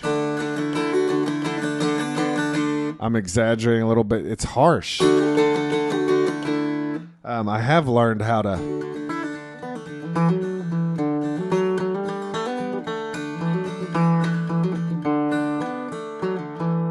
And there's some real benefits to the thick pick. But for the majority of dulcimerdom, I think this thinner pick works best. You know, we hit all the strings all the time. You don't do that on a guitar unless you're using a thinner pick. Most guitar players are hitting individual strings, groups of 2 and 3 and 4, but it's a different approach. So, good point there, Mike. Patrice in North Carolina with the big labradoodles, I think. Where'd she go? I am right here. There you go. Do you have a question? One other thing I wanted to ask is, Oh, she broken up on us. this is ridiculous, but I have. Can you hear me now? Yeah, go ahead and turn your video off, and I think your audio will work better. Go ahead and turn your video off. There we go. Go ahead and talk now. What I was trying to tell you is that I have a hard time with keeping a pick in my hand. It literally flies out. So then I wind up holding it much tighter. Right. And the other thing about it was in terms of the thickness, that when I first got a dulcimer in Spaten, what came with it was a very thin pick, and it really gave a kind of flapping kind of sound. So I've gone to using, for the most part, a .88 on it. But my biggest problem is keeping the blasted things in my hand. Yeah, well, let's talk about that. So I want to show you again. Let me get over to this camera here. No, let me bring the phone into it. I think that's easier. You guys, I'm going to be good at doing this stuff in about a week or two. Let's see. All right. Let me switch to the other camera. There we go. All right. So, there we go. So, this is important, and I said it before, but I want you to see it again now that we talked about all that. When I'm doing light strumming, the thinner pick, the face of the pick is parallel with the string. When I do individual picking, hitting individual strings, that flexible pick is too flexible. So by rotating it a little bit this way, you're now making the pick less flexible. The most extreme example would be this, where now it's not going to bend at all. So you get a little bit of the sound of a thicker pick by rotating.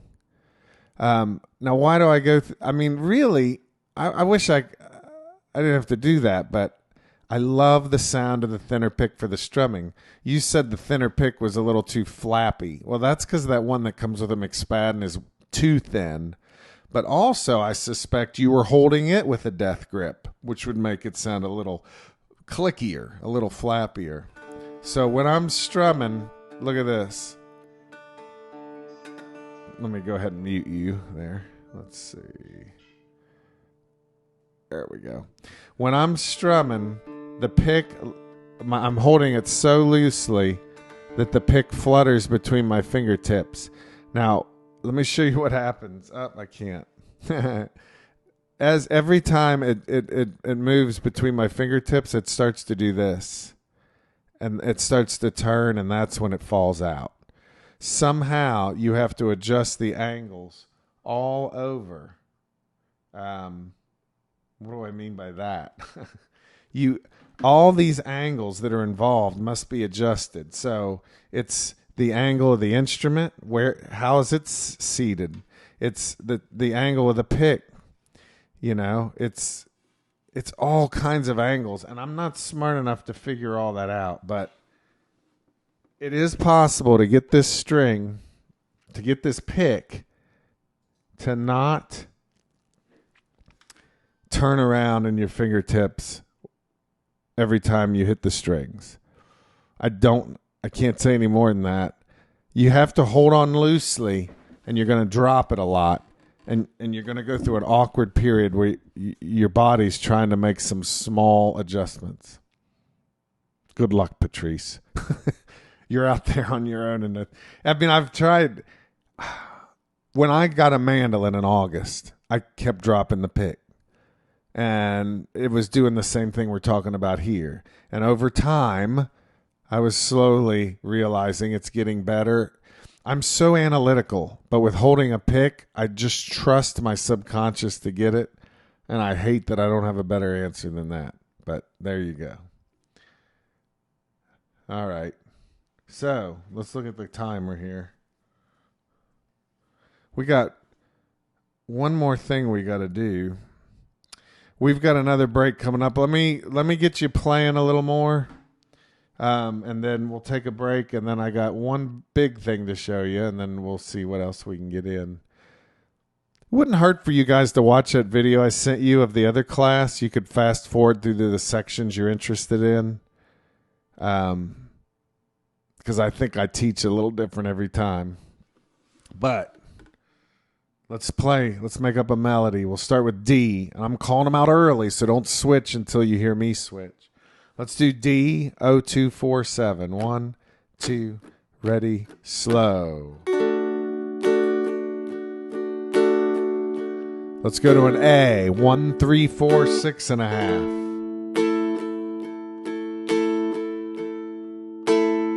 Back to D, 0247.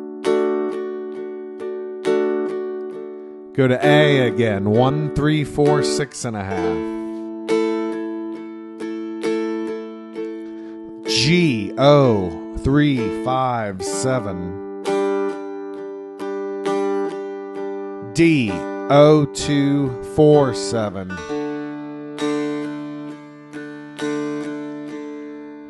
G, O, 3, 5, 7.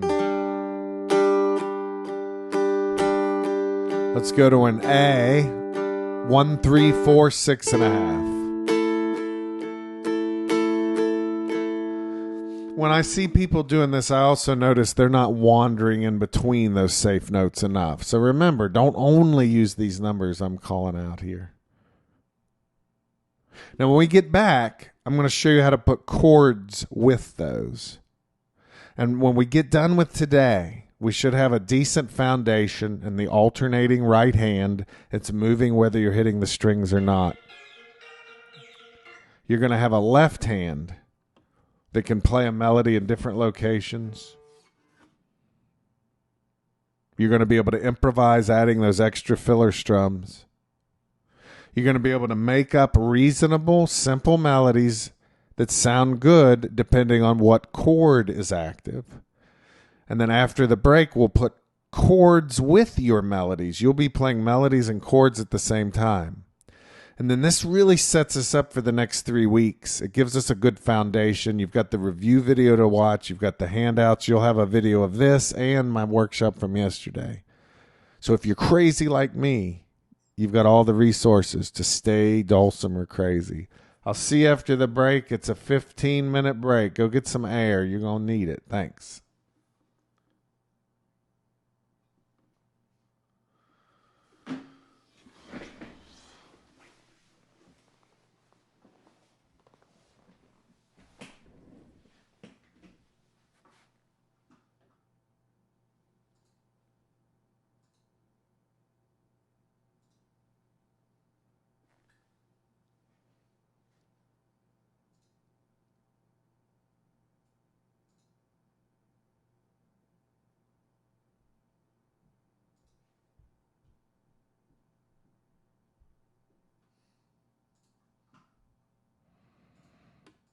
All right. There we go. We got one more thing to cover here. And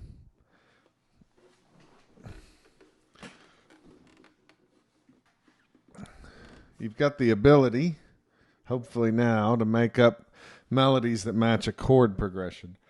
But you're playing drone style, like old-timey dulcimer stuff. Which I love, but we also want to put chords with it. So check this out. When I'm following these safe notes and I'm wandering between a little G, listen to this.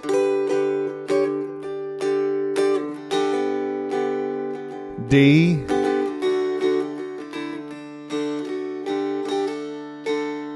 A,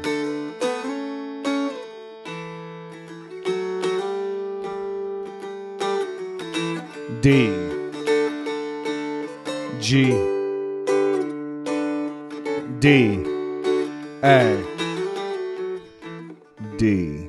So in that example, I'm not only playing melody, I'm doing little things on the other two strings to give it a chord sound. So what in the world am I doing?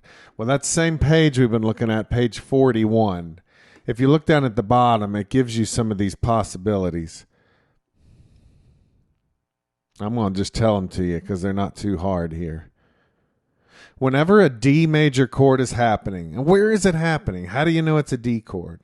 Well, you follow along in the music, and it'll actually say D with a capital letter. That's one way you can know. You can also, if you just take a little bit of guitar, even 3 weeks of guitar lessons, you should be able to watch a guitarist in a jam and see what chord is happening by just watching their hand, if they're not too fancy or too lost. So a guitar player is going to be holding down a D chord. That's how you know a D chord is happening. And there's other ways. But when the D chord is happening, there's so many cool things we could do. Watch this.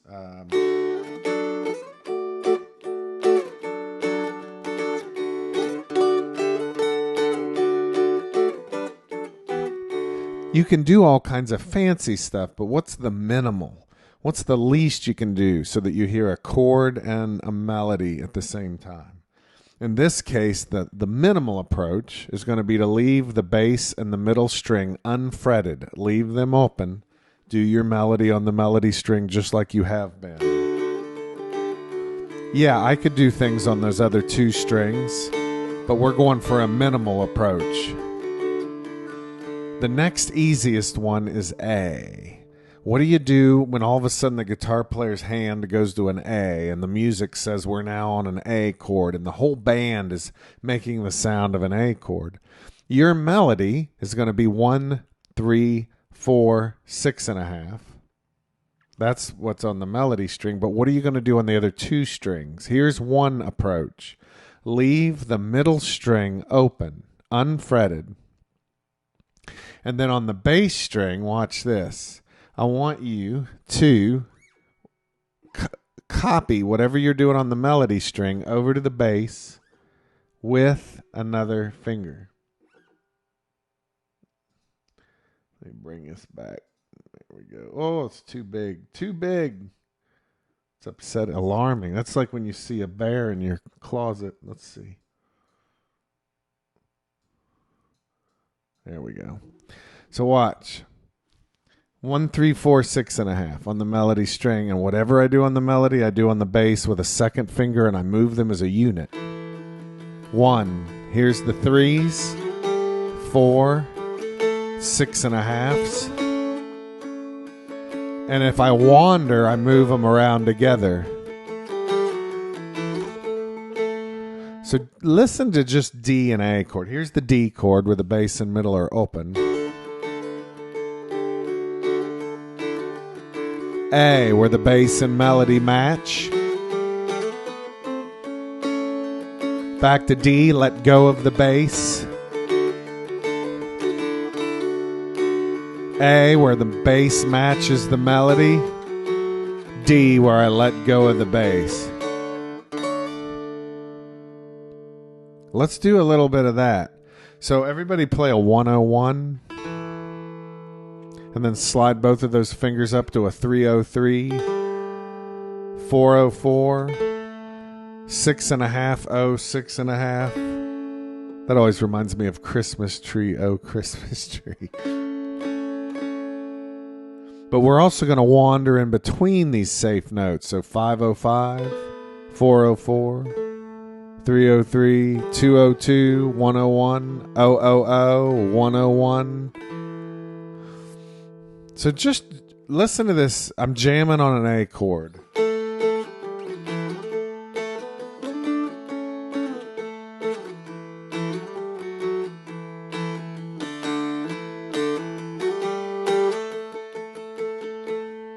Just do a little bit of that. 1, 2, ready, go. Make sure whatever you're doing on the melody string, you're also doing on the bass with a second finger.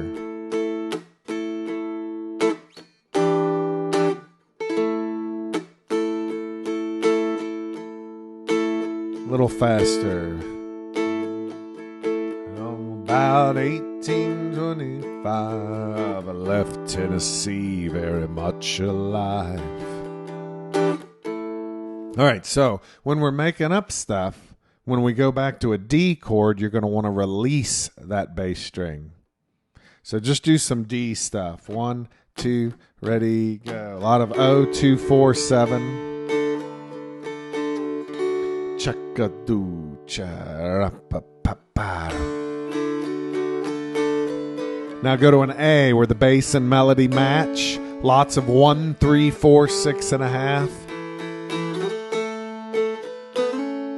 Let's go back to D, release the bass.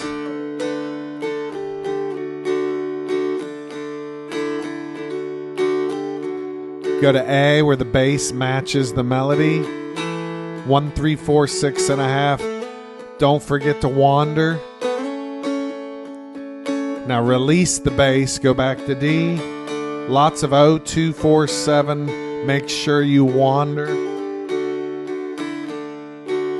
A, bass matches the melody. Lots of 1, 3, 4, 6 and a half. Let's go to D, release the bass. Watch my hand, I'll play it kind of fast. A, D,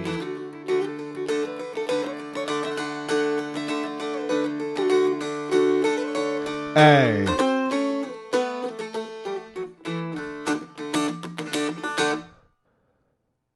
So we got D and A down. If you got a question, make sure you light it up over there. But we got to do something for G. And G is the one that's just a little more to deal with. And it's just life. Life can be hard. But this isn't as hard as like toe fungus or something like that. This is just simple. G chord. What do we do with a G chord? What do you do with a toe fungus, by the way? Send me a private email about that. I've heard that the medication can have side effects, the antifungal. Is that great? You know, anyway, just send me all your tips. Not that you guys would know because you guys are too young, but maybe your parents, you could ask them. They might have something they could tell you. All right, here we go. What are we going to do when the G chord is happening? Well, let's review. What's the melody string doing for a G chord? 0, 3, 5, 7. 0, 3, 5, 7. Your melody string's busy with that. But what are you going to do on the other two strings? Well, here's a gift. The bass string's going to ring open. That's nice. So all we got to do is figure out how to handle the middle string. And here's what you're going to do on the middle. You're going to have a 1 on the middle, a 3 on the middle, or a 6 on the middle. One of those three things, and you'll anchor there. You're just going to hold it down there. Watch what I mean by that. I'm going to put a 1 on the middle string and leave it there while playing a melody on the melody string.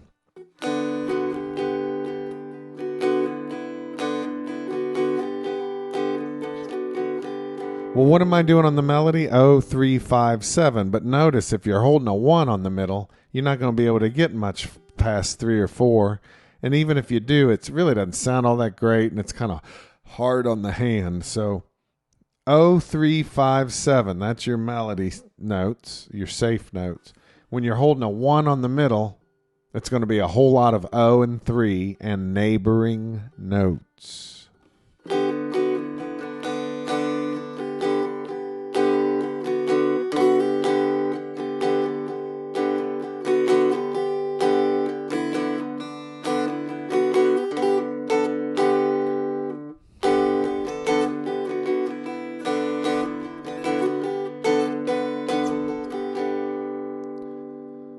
Now, what if you want to get higher than that? Well, now instead of holding a 1 on the middle, you're going to put a 3 on the middle and leave it there. If you got a 3 on the middle, right under your hand, the 2 safe notes on the melody string, 3 and 5. So you're going to have a lot of 3 and 5 on the melody. I'm keeping a 3 on the middle.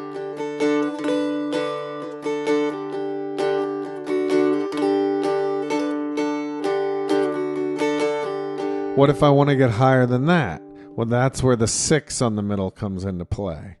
And you've got 5 and 7 on the melody string with a 6 anchored on the middle.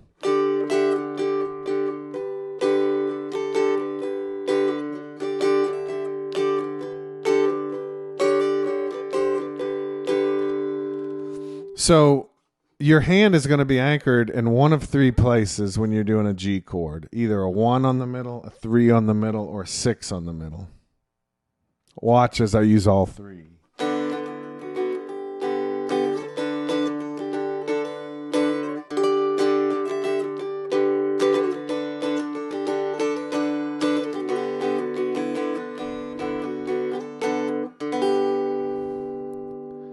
Let's all do it together. Put a 1 on the middle and leave it there.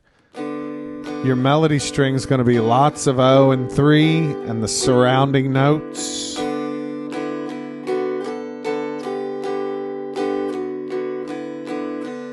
Now put a 3 on the middle. Now your melody string is going to be lots of 3 and 5.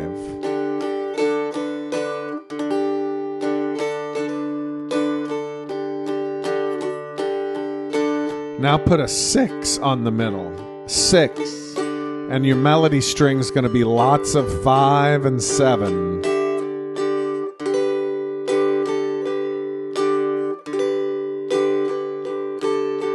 Now the good news is, when you're playing a song, a lot of times I don't jump around to those 3 anchor points. I'll use one of them usually. One of the 3. And sometimes 2 of them. Not a whole lot do I use 3. I mean, it does happen. So here's a summary of all 3 right now. When a D chord is going on, it's lots of O, 2, 4, 7. The bass and the middle are open. When an A comes along, it's 1, 3, 4, 6 and a half. And whatever you're doing on the melody, you mirror over to the bass. When it goes back to D, you release the bass. When a G comes along, you have to decide where you're going to anchor. Now, I happen to be right here, so I'm probably going to anchor with that 1 on the middle. But I might jump up to the 3 on the middle or the 6 on the middle. Here it all is together.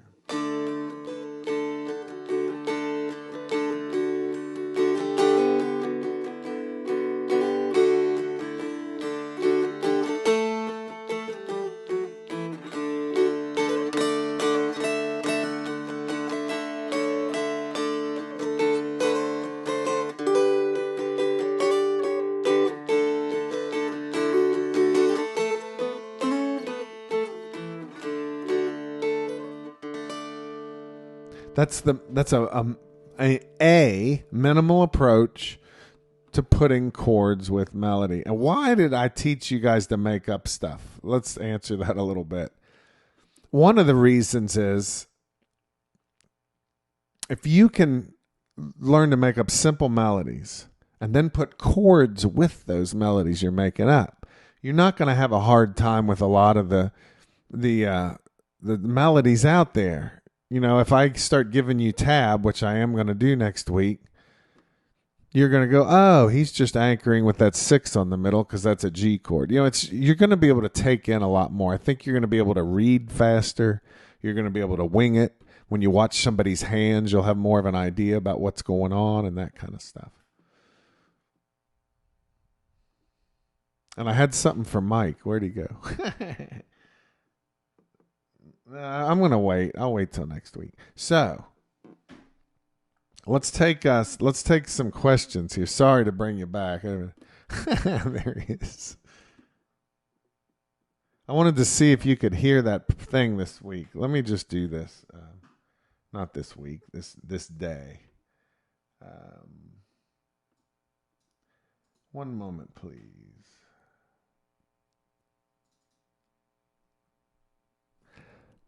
I'm going to hit play, and you tell me this time if you hear a bluegrass band. I'll just take a second.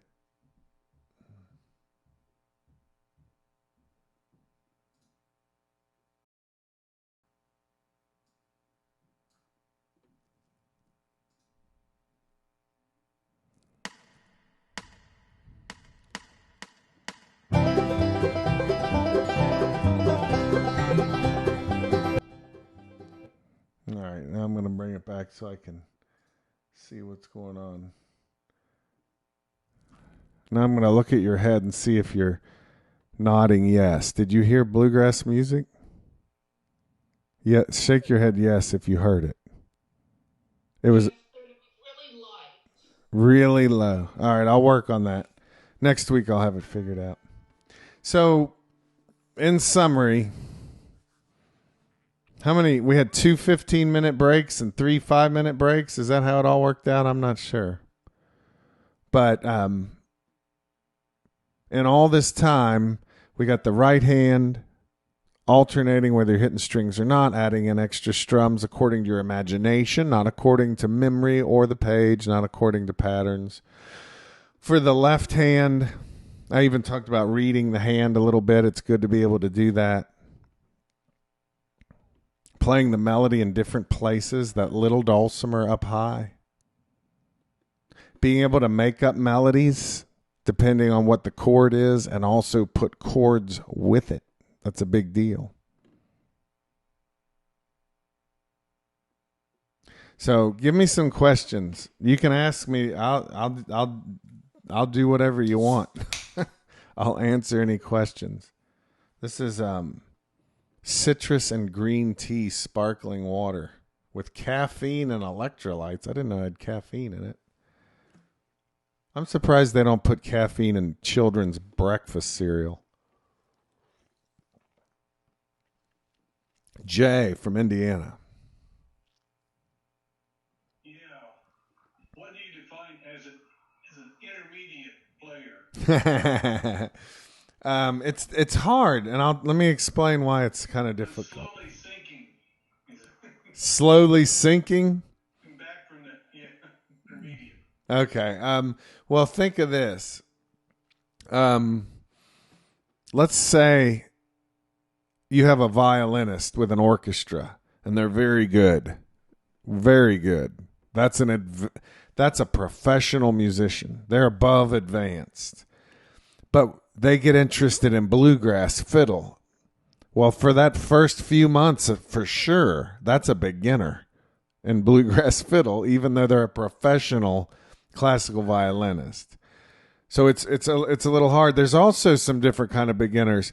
Someone who's never played any instrument comes to the mountain dulcimer versus someone who's never played the mountain dulcimer who's taken music lessons for years on guitar and piano and that kind of stuff. So it depends on your background. It depends on the topic you're interested in. The stuff we're doing here, most of the time in the dulcimer world, this would be considered intermediate. The music wasn't complex compared to a lot of the paper you get handed in these intermediate classes. But I will tell you, most classes just say, here's a piece of paper. Let's learn how to do what's on it. That can be instructive. It can be fun. It can be relaxing, very pleasurable. But I don't like to do it very much. And so my classes, I do try to present new tunes. You'll get more stuff like that next week. But what makes this a little challenging for some of you is I'm asking you to make things up, but I'm giving you really strict boundaries to do that. What I really want to help you do is not just give me your money. I want to help you be a good musician so you can stop giving me your money. I want you guys to be able to play something simple and do it well. I mean, there are so many people out there that can play really fancy stuff, but they always sound like they're tripping through it. And they're always talking about how I'm not a real musician. Yeah, you are a real musician. If when you were a beginner, you had just learned how to play simple things well with variety from the heart, you can actually become a pretty good musician even though you know almost nothing. That's my own opinion. So there's different kinds of, you guys have different backgrounds. There's different techniques. You could be an advanced finger picker and have no strum at all. So you're a beginning strummer. And then you got people that like to read paper versus this approach I'm doing here where I'm trying to create a musicianship inside of you. That was a whole lot of talking, wasn't it? Jay, do you have another question along those lines? I've just been following you on Dulcimer School. Yeah. And, so some of this stuff we've had in it. Right. But it's much better. Oh, good. Well, we're having a little fun here, I guess. Just getting to the recording part, I just been doing like a noter. Right. And so some of this is all new. Well, I'll tell you, a noter, this is a great noter. Look at this thing. This is a cello peg. It's pretty cool because you take the fat part and your pinky and ring finger, where is it? Your pinky and ring finger hold that cello peg. But these safe notes are excellent for playing with a noter because, like Don Petty, he doesn't chord, but my goodness, does he use these same notes. When I go to G0357, D024, so A1346 and a.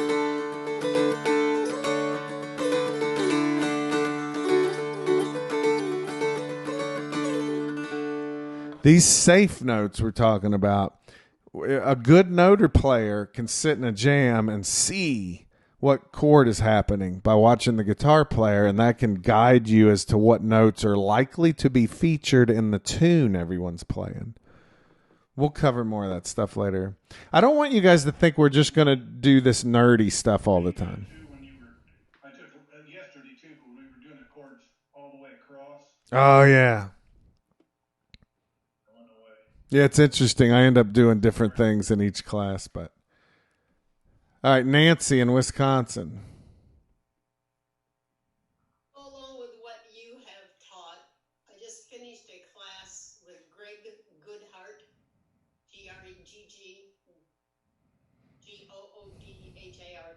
Huh. Practice. Yeah. And he goes through this plan, do, and reflect. And then there's stages that go along with that.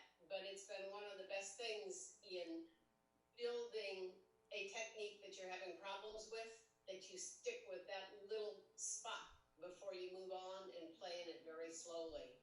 So he's online and he's offering a next set of classes on Saturdays. Yeah, I like that idea, sticking with something. So on the mandolin, I kept dropping the pick. And I really couldn't use the pick on the mandolin like I thought I needed to. And I just focused only on that for days. Now, this is how I operate. When I feel that I've made maybe 30% improvement, then I reward myself by not thinking about that. And I also find that if you let something just, it's like leaving meat in the oven a little longer. It makes it, it comes out better by not focusing for a little while. I came back a week later and it was like, okay, that's even better now, but those intense moments of focus, they can be discouraging because they're not very fun, but you got to remember it's a season of your life that hopefully you won't have to repeat, Anybody else got a thought or a question? If you can email me feedback, I want to know what you think about the material, how the video worked out for you, the sound. You might tell me, hey, your voice was not loud enough or whatever, email me that stuff. My email is steven@stevenseifert.com. I'll put it in here real quick.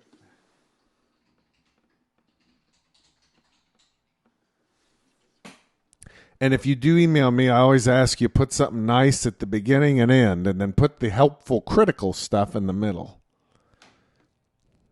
You know, and then when I use your email as a testimonial, I just grab the beginning and end of it. No, come on now.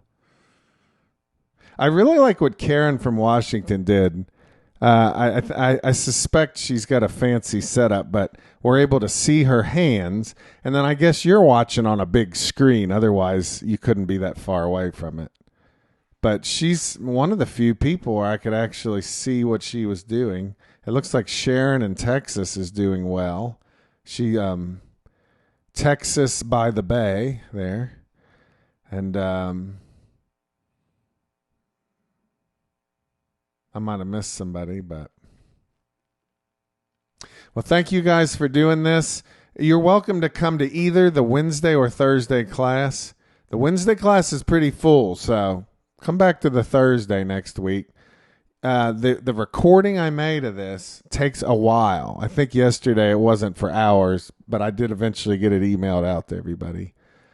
You might want to watch the video for the other class. And like Mike said, I covered some chord stuff I didn't get to in here. I'll have those cool red dots next week, and I'll have the music and the dulcimer on the page at the same time. Thank you very much, guys, and I will see you next week.